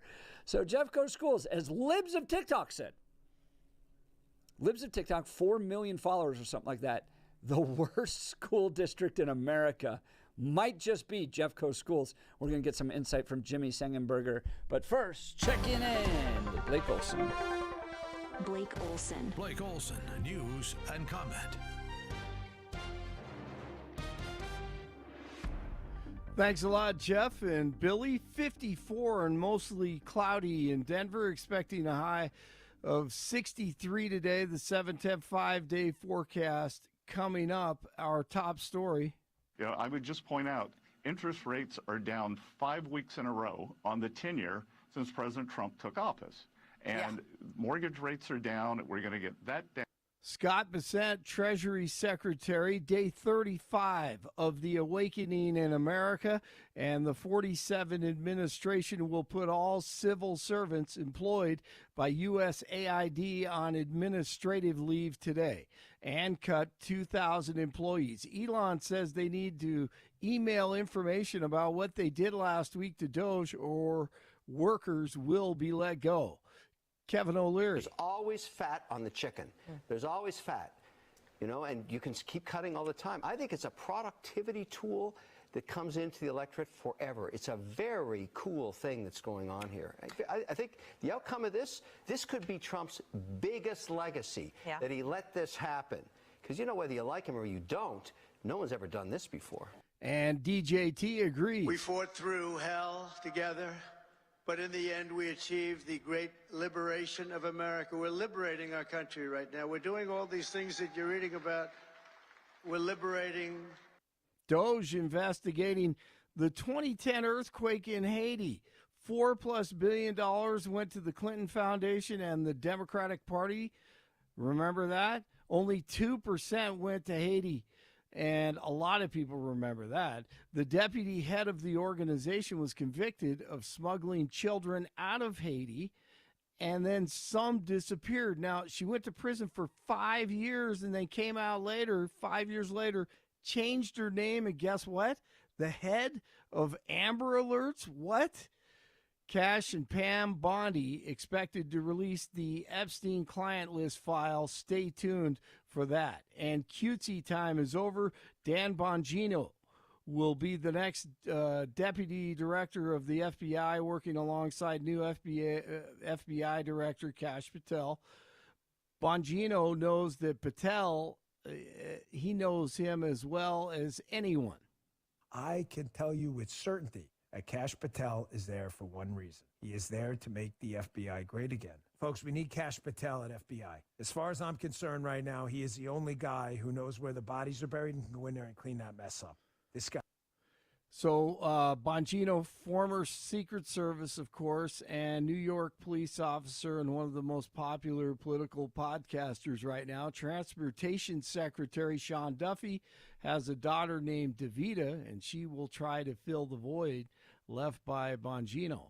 Bongino is also dead set on finding if and who worked with the shooter in the first assassination attempt of 47 last summer. There's more to that one. Bongino has helped expose the corruption that occurred on January 6th, along with Patel. And here in Colorado, Representative Ty Winter and the Republicans have shown their support for people who were used for political theater that day and went to prison. It's worth showing the Colorado voters that first and foremost, a lot of what's perpetrated is falsehood out of some of the media coverage of this. We saw that through videos and through, witness testimony. And secondly, to let the people that voted and supported President Trump know that, we're going to stand up for what's right. And there was just so many technical problems. Representative DeGraff laid out so many technical problems with this because he really focuses in on those things. So technically it was incorrect. So not only was it partisan politics, was it political theater, was it a distraction? There was a lot of information in it. Was just. He was on Jeff and Bill this morning. Kane from Task Force Freedom, Northern Colorado, on the show also this morning. They're showing support for Tina Peters this Saturday in Fort Collins at 11 in the morning. Our biggest thing is to raise awareness where people can come out and stand at that intersection. We're going to have a small little rally where we can talk to the folks that are there. The biggest thing is to come out and so we can pray. And so we can pray for the country. We can pray for Tina. We can pray for liberty and freedom and justice. Once again, that is the Task Force Freedom Northern Colorado and Kane from that organization. DJT welcomes French President Macron and his wife, whatever, to the White House today. One person is dead after being buried in an avalanche near Berthoud Pass over the weekend. The name of the skier who died will be identified at a later time. Broncos linebacker coach Michael Wilhoit arrested Sunday on suspicion of second-degree assault of a police officer. The Broncos said they are aware of the situation and in the process of gathering more information. Wilhoit is a former NFL player who joined Sean Payton's staff in Denver prior to the 2023 season. He is scheduled to appear in court this morning. Nuggets at the Pacers tonight at 5 o'clock. 48 in Parker, 51 in Lafayette, and 54 in Denver right now. Jeff and Billy continue. There need to be Democrats who walk the walk and talk the talk. There is an insane amount of hypocrisy. Oh, yeah, AOC. Blake Olson, News Talk 710 KNUS.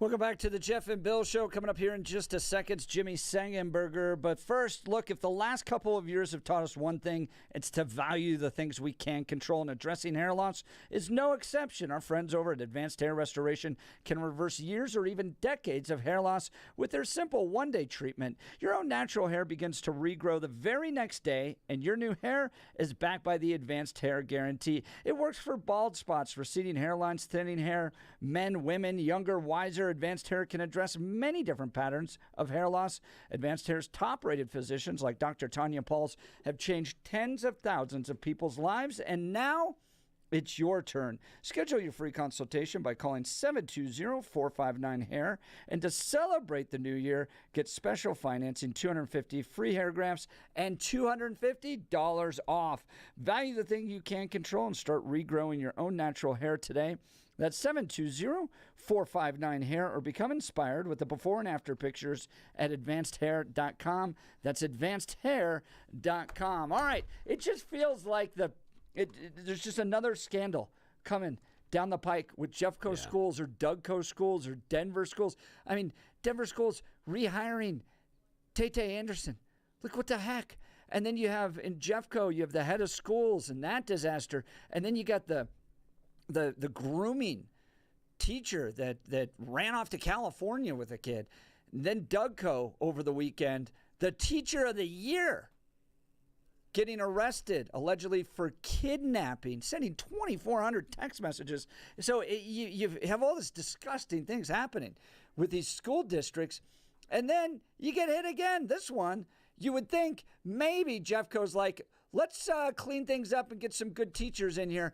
Oh no, you're a conservative politically. We're not going to hire you.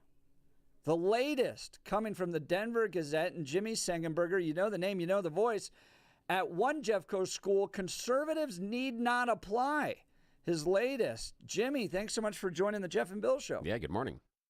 Yeah, always good to be with you. Thanks for having me about this today. Good morning. Well, great piece. Man, you are just lighting it up these days in the Denver Gazette. If you're not reading Jimmy regularly, you're missing out. Jimmy, give us the insight on this one. My goodness. I mean, we hear a lot of talk all the time about our conservatives being pushed out of the school system, or are they unwelcomed? And it at least appears that in one instance in Jeffco schools that, who knows, may or may not be indicative of something broader, this pretty clearly was the case. I had been notified of this story and looked into it and found that the facts really lined up in a way that showed that a veteran teacher of over 2 decades named Kyle Walpole had applied for a temporary teaching position at Jefferson Virtual Academy, which is an online school in Jeffco, and wanted to take his social studies experience there after being a substitute teacher for a while in the district. And this is somebody who had taught for many years, had dealt with curriculum, was an instructional guy for teachers and so forth. And so it seemed like he was pretty primed for the position, especially when he did his 2 interviews, seemed to nail them, one interview, and then did a couple of performance tasks that he nailed. And he got a phone call from the principal in mid-November, about 1:28 p.m., saying, hey, give me a call back. I want to talk to you about the position, love the interview. 15 minutes later, 17, an email is sent from somebody else at the school, the registrar, to someone involved in the interface of the hiring process, with a smiley face emoji as the subject. And the link was to an article from 2014 from the Colorado Freedom of Information Coalition, which, by the way, is a transparency group, but it's no conservative organization, that showed that in 2014, he had pushed to publicly release the names of teachers that had walked out of his daughter's high school. You might remember when we had a conservative school board in Jeffco, there was a lot of consternation and teachers walked out. He spotlighted the names, working with the CFOIC, and that email was sent 2 minutes later, another email with a article he'd written for CompleteColorado.com in 2021, criticizing DEI in schools. And then what do you know? He called the principal back an hour later and never got a return call. Instead, a few days later, it was do this other performance task that he has some evidence showing was never reviewed. 2 days after that, sorry, we're pursuing other candidates. It seems pretty clear to me that there is a motivation here. We're talking with Jimmy Sengenberger on his latest article at one Jeffco school, conservatives need not apply. So what has the teacher done since? What has Kyle Walpole done?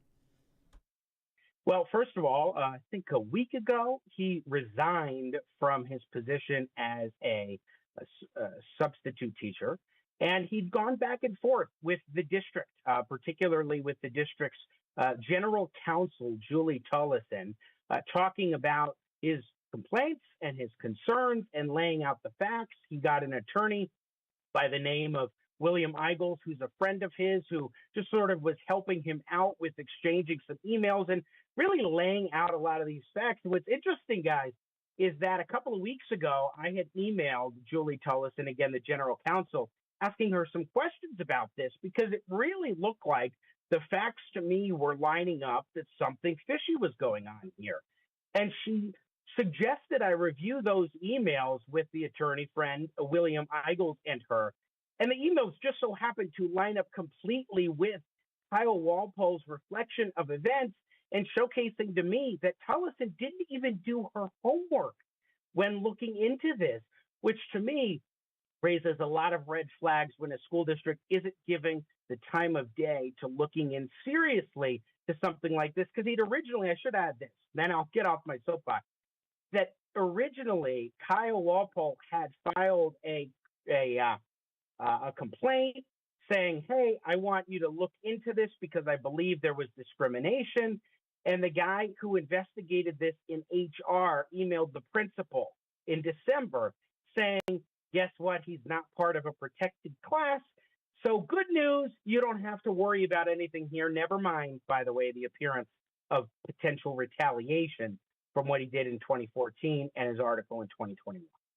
We're talking with Jimmy Sangenberger about his latest article in the Denver Gazette at One Jeffco School, Conservatives Need Not Apply. There's lots of evidence here, Jimmy, but I got to tell you, to me it seems pretty basic because I hear it over and over again. We can't find good teachers. It's really hard to find good teachers. For the love of God, Denver Public Schools has rehired Tay Anderson. Right? Like if there's not better example of the fact you're scraping the bottom of the barrel than employing Tay Anderson again after the dude was censored for inappropriate text messages to a minor. Yeah, we have a hiring problem. And then you have a qualified teacher come along who's already working in the district with impeccable background, with experience, who gets the interview. And then, oh, my goodness, we find some links. Yeah, and we use little smiley faces. Oh, and lo and behold, the guy doesn't get the job. Yeah, it seems like you're pretty motivated by politics. I don't know. It doesn't seem that complicated to me. You, Jimmy? Yeah. I mean, particularly when they come up with a reason that doesn't make sense. So on December 9th, apparently they closed the position and decided, you know what, we're not going to hire anybody. There was one other person that they had supposedly been considering along with Kyle Walpole. And even though they originally had told him we are pursuing other candidates, later on, the district would go ahead and use the justification that, oh, we decided to cancel the position, even though that happened weeks after he'd gotten the email for we're going to pursue other candidates. But you bring up something I can't not talk about Tay Anderson for just a moment, since, of course, nobody has done more to cover the saga of Tay than I have over the past, nearly 5 years, if you think about it, which is absolutely mind-boggling. But the fact that you would have a school district bring on Tay Anderson with his record, the fact that he had, in fact, been censured by the school board, by his own colleagues, and it was texting not just one minor, but at least another minor for intimidating witnesses, for other things that he had done that were inappropriate. I mean, litany of things. And then he's a restorative justice coordinator at Manual Middle School. You can't make this stuff up. And you can't make up either the fact that we do have political biases that are in our school system. We've seen it for many, many years.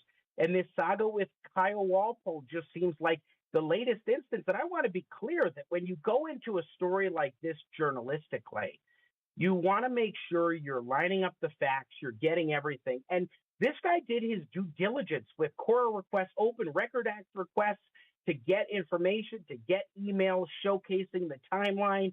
And then when you get a response from the attorney for the district, Jeff, saying, hey, look at the email correspondence I did with this attorney, and I look at it and I find that it lines up perfectly with the teacher's accounts and everything that I had seen.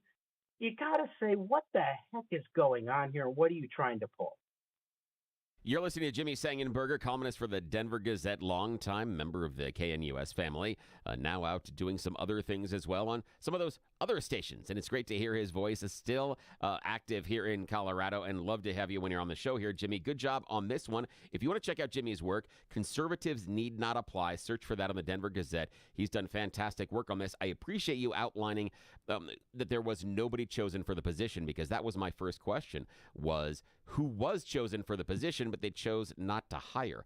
I appreciate you focusing on the difference in qualifications for Tay Anderson, because I think that is a really strong comparison in this case when you look at the idea of Jeffco possibly hedging their bets, because, we have to watch ourselves legally, possibly hedging their bets based on the teacher Kyle looking at criticizing the teachers who walked out of his daughter's classroom and also criticizing DEI versus a person that is hired in Denver Public Schools, different school district, who has actually been censured for an active investigation where he's reaching out and having inappropriate conversations with, students. That seems a little bit of a different level of who we like and who we don't like. Now, Jimmy, the question that I've got for you, have you seen or heard from anybody else in the Jeffco district as you were digging this up, where they may have even just whispered to you, I don't need details on it, about they feel that they can't be honest about their conservative leanings inside of the school district because there will be retribution?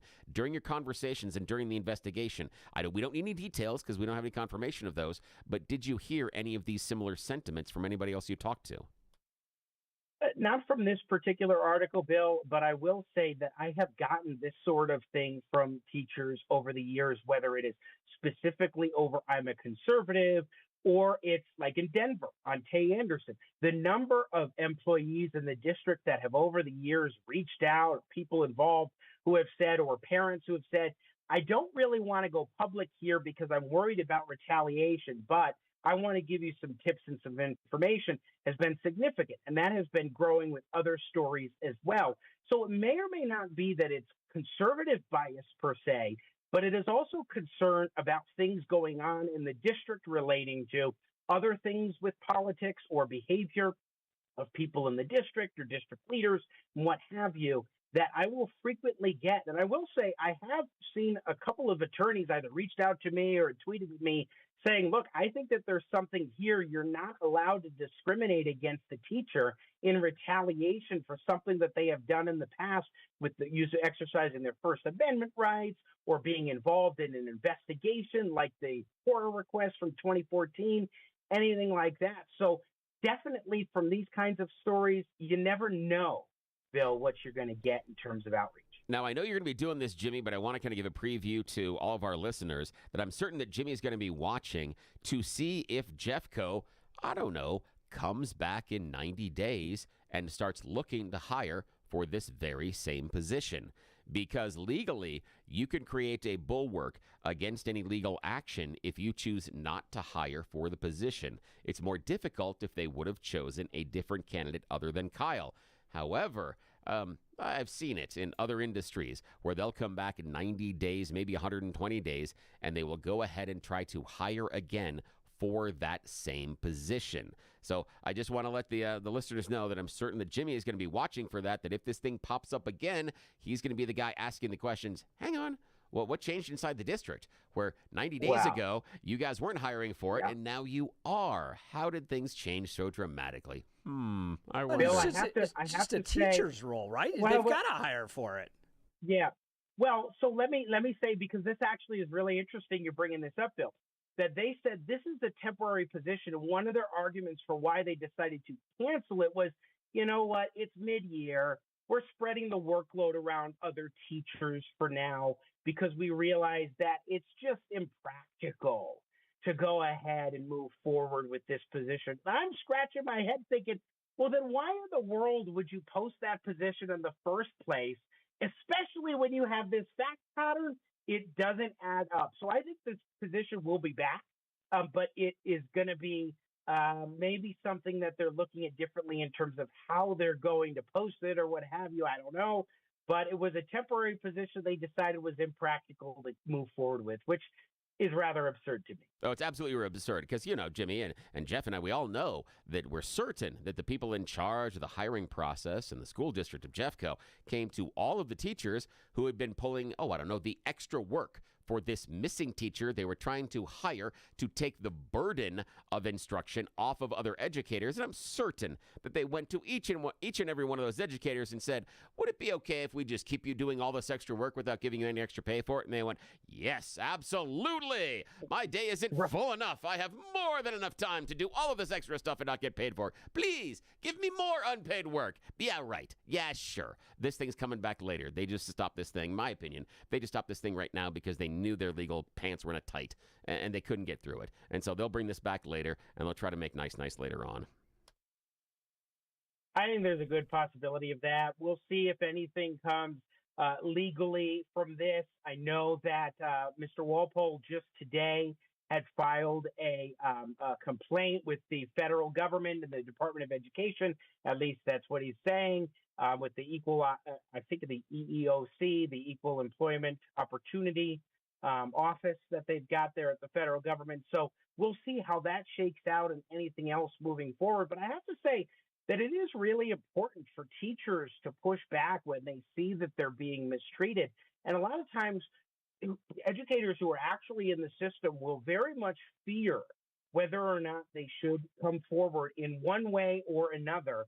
And that is in part because this is something of retaliation. They're worried what might end up happening as far as any sort of consequences. And so that's where sometimes it's file these complaints that are legal, or it may be going to the media to spotlight what's going on, especially if what you have to share fits in with something else that is going on. Because a lot of times with teachers, it is that they are, there's a story that's happening, or anybody in any situation, and they see, oh, you know what, I had this happen to me, or I have this relevant fact that I can share. And that's something that is just as important as anything else. I love the fact that you went there, Jimmy, and you're listening to Jimmy Sangenberger, longtime voice here on 710 KNUS and current columnist of the Denver Gazette, and you can hear him filling in all over the places, even, yes, at those other radio stations. We are so happy that he's getting a chance to stretch his wings, but even more happy that he's able to come home and talk to us. You got to check out Jimmy's work on this story, Conservatives Need Not Apply. Search for that on denvergazette.com. You're going to be able to find the story. He did fantastic work here, and I love the fact that you were just pointing out that some of the teachers feel worried and almost afraid to raise their hand when something goes on like this, which is really, and I'm being facetious here, really shocking given the fact that, well, they're union members. This, I think, is a great example of why public unions can be more trouble than they are worth in some cases. Here we have a public union that in most cases, if this was a private company, the union would be representing the teacher that felt that they were pushed aside, that they weren't given the chance, the teacher that felt they were being treated unfairly by the employer. But that's not how it functions in public unions. It's different. And the union members that belong in the Colorado State school system don't feel all the time they can trust their own union, because their own union has to be in bed with the school district in order to make it function. And many times the union has abdicated its representation of their individual workers, in my opinion, in favor of maintaining their public union status. And it's a great example. Wow. Let's go to since you guys had brought up Tay Anderson before, let's go to that and the fact that in Denver, the teachers union there had given him in the high 5 figures in contributions for his first run, even though they had received a letter that was alleging the potential for sexual impropriety on his part.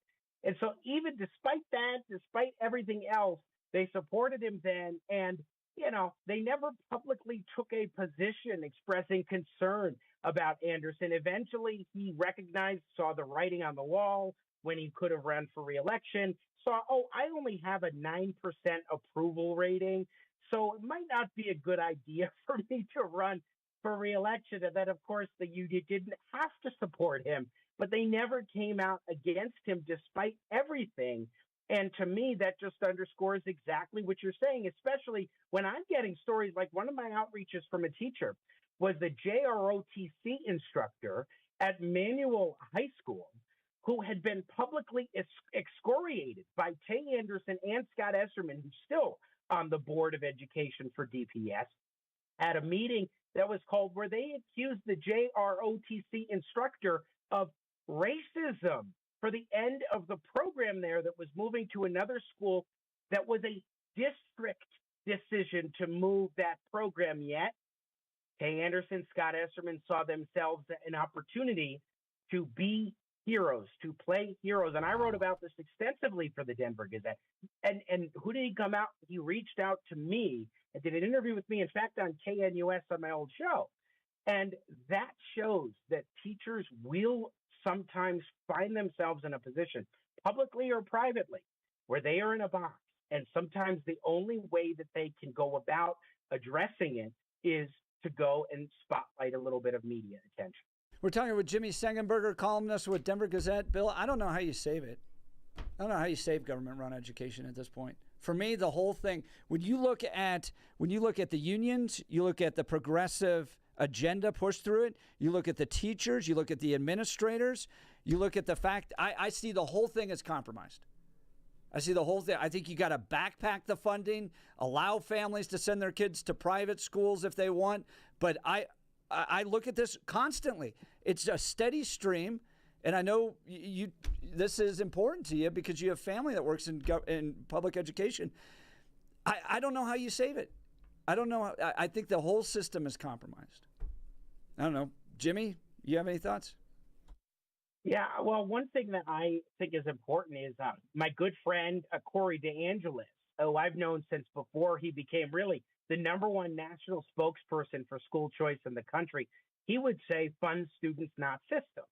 And I agree to that at the most basic level, because while I support public education, in fact, I endorsed 5A and 5B in the past, the bond measures in Douglas County, where I'm a resident, the tax and bond measures there, because I believe that it is important to build new schools and that teachers need to be paid more, and particularly in the circumstances of Douglas County, whereas I've opposed similar things in Cherry Creek schools and in Denver public schools and what have you. It's case by case, but that's how you need to look at it with these school districts, with what you do as far as approaching the districts, approaching them as voters, or approaching it as a parent deciding where to send your schools. We should fundamentally be making sure that the money follows the child to an educational opportunity, public school, charter school, private school, whatever it is, that is best for them and their circumstances. And nobody will know that better than the parents. But unfortunately, Jeff and Bill, as you well know, the parents are the ones increasingly being sidelined in our school system. And that is a problem that is endemic and deep into our system. And the only way to change it is to fund students, not systems. All right. Bill, any response to my idea that the whole thing needs to be scrapped at this point? I disagree, because I think that we do need some form of a public education system, but I do believe that at this point it is broken. And the #1 reason that I believe it is broken right now is because there are a couple of, the major point is we are not allowed to properly discipline the kids. And I don't mean corporal punishment. Yes. I don't mean corporal punishment. What I mean is we need to move those problem kids out of that school. Most educators you talk to say that 10% of less of the students are the ones that cause the problems. And that's where the drain is inside of class time. That's where the drain is based on resources. And we need to be honest about the fact that if your kid is, and let's just take, just for fun, let's just say that over the course of a semester, if your kid can't show up to class 54 times over the course of a single semester, that kid should not be allowed back through those school doors for the next semester. That kid needs to have an alternative learning program, and we need to address what that looks like. But there's no way. These teachers and these schools are spending way too much time focusing on the kids that in some places just don't care. They don't want to be there. They don't care. And we're wasting our precious classroom time trying to hope that someday they will. No, they need another system. They need another option. Just like some parents have an option for a charter school. Some kids need to have a different alternative school program and get them out of the regular public school classrooms. I know kids that are in elementary school that talk about children that on the regular, as in once a week, will pick up a chair and try to hit other students. And these are kids in 3rd and 4th grade at times. That's ridiculous. No teacher should have to deal with a student that does that every single week. That kid needs to be in another program. That's where I'd go with it. But we're not ready for that stuff I have yet. to jump in if I can for a second. I want to jump in because I've done extensive for years now writing columns in the Denver Gazette about the discipline matrix in Denver public schools. And I don't just mean the fact that they allow violent students and those alleged to have committed the most heinous violent crimes to remain in their classrooms and not providing them, as you were talking about, Bill, an alternative school environment, which is all, I mean, they have schools that they can go to. They have online options. Weren't we told that online education during COVID was fine for everybody? Yep. So why not the most violent of kids that put both other students and teachers at risk? Why not find them an online option or otherwise? Yet Denver's not on board with that. But that's not the only thing. With their discipline matrix has a slew of problems in terms of institutionalizing how you're not able to enforce discipline, and you have things like what you're describing, Bill, and so much more happen in that school district. And what I'm scratching my head wondering, again, is why is this most significant? The stories that we are talking about, why are they most prominent at the 2 largest school districts? Denver Public Schools, number 1, and number 2, Jefferson County Schools. And I think part of it is you're going to be more prone to these kinds of things in a larger school district because there's more people. But it's also because those districts have policies and procedures and people who are hired that are at the top that just don't care enough. They're trying to get their woke points instead of actually doing the job of making sure kids are learning. And it is showing up in the performance and the terrible academic performance of students time and time again. Can't say it any better. Jimmy Sengenberger. You follow him on X at Seng Center, SENG Center, CENTER, Seng Center. He writes regularly for the Denver Gazette, and if you're missing those articles, you're missing out on the very best. Jimmy, thanks so much for taking time to join the Jeff and Bill Show today. Yes, thank you. Thanks, guys. Always fun. We'll continue. You're listening to the Jeff and Bill Show. This is Denver's talk leader, News Talk 710 KNUS. Check out Jimmy's work. Go visit the Denver Gazette and search for Conservatives Need Not Apply.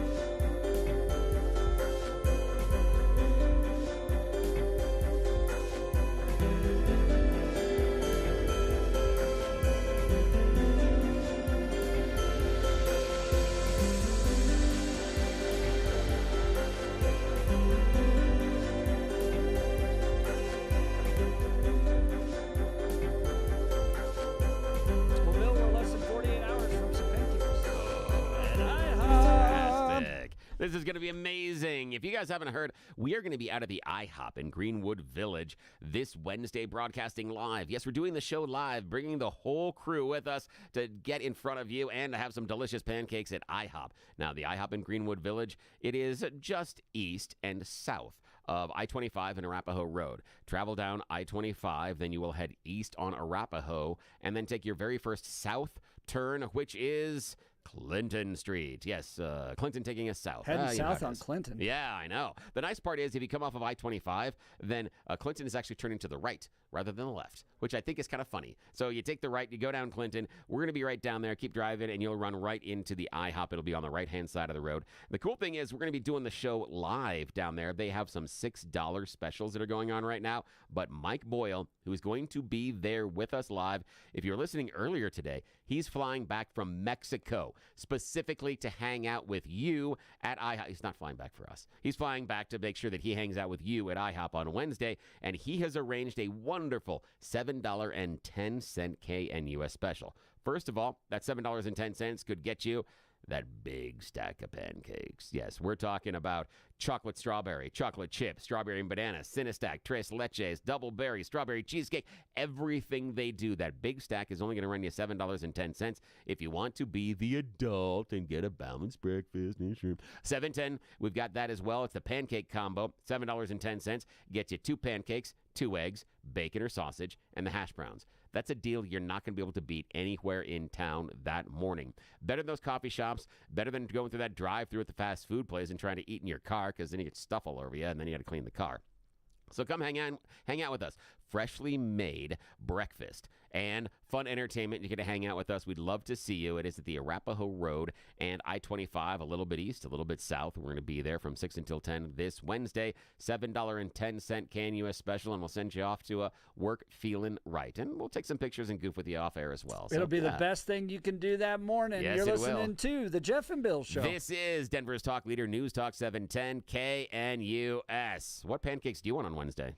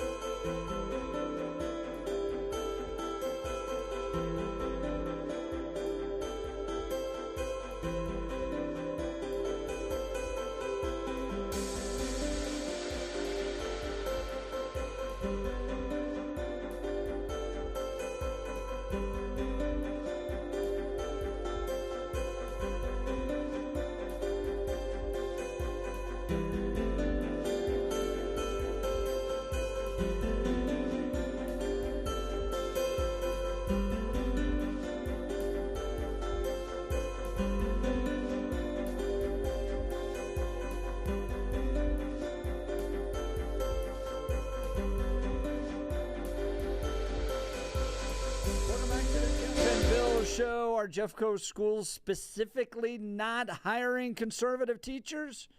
We talk about another brewing scandal in the district. Plus, MAGA dominates the Conservative Political Action Conference. Do you support the new Republican Party? All of that was discussed on the show. If you missed any of it, go to 710knus.com to download the podcast there. Great conversations. Thank you to all the calls. Plus, there's a Tina Peters rally taking place on Saturday. We spoke with them in the 6 o'clock hour. tinapeters.us if you want to get more information on that. That was a good discussion. We kicked it right off, Bill. 6 a.m. Just bang. That was good. Debate. And I appreciate Kane joining us that morning. It was good. It was good. He was good. And again, I have a heart for where Tina is and what she's gotten herself into. There's just a disagreement about how that happened. And that's okay. There can be reasonable disagreements about that, but we still can have empathy and an open heart to the struggles that she is facing, regardless of how she got into that situation. Yeah. So. And Rep. Ty Winter, Republican, joined us to discuss why Democrats thought 6 hours of discussion on a resolution about January 6th was a good use of time on Friday. 6 hours over something that means nothing. If they're going to spend 6 hours discussing it, better be Jeff and Bill Day at the state capitol. That I can see a 6 hour debate on. All of this covered at 710knus.com. Download the podcast there. We're less than 24 hours from IHOP. You're listening to The Jeff and Bill Show. Pancakes. This is Denver's talk leader, News Talk 710 KNUS.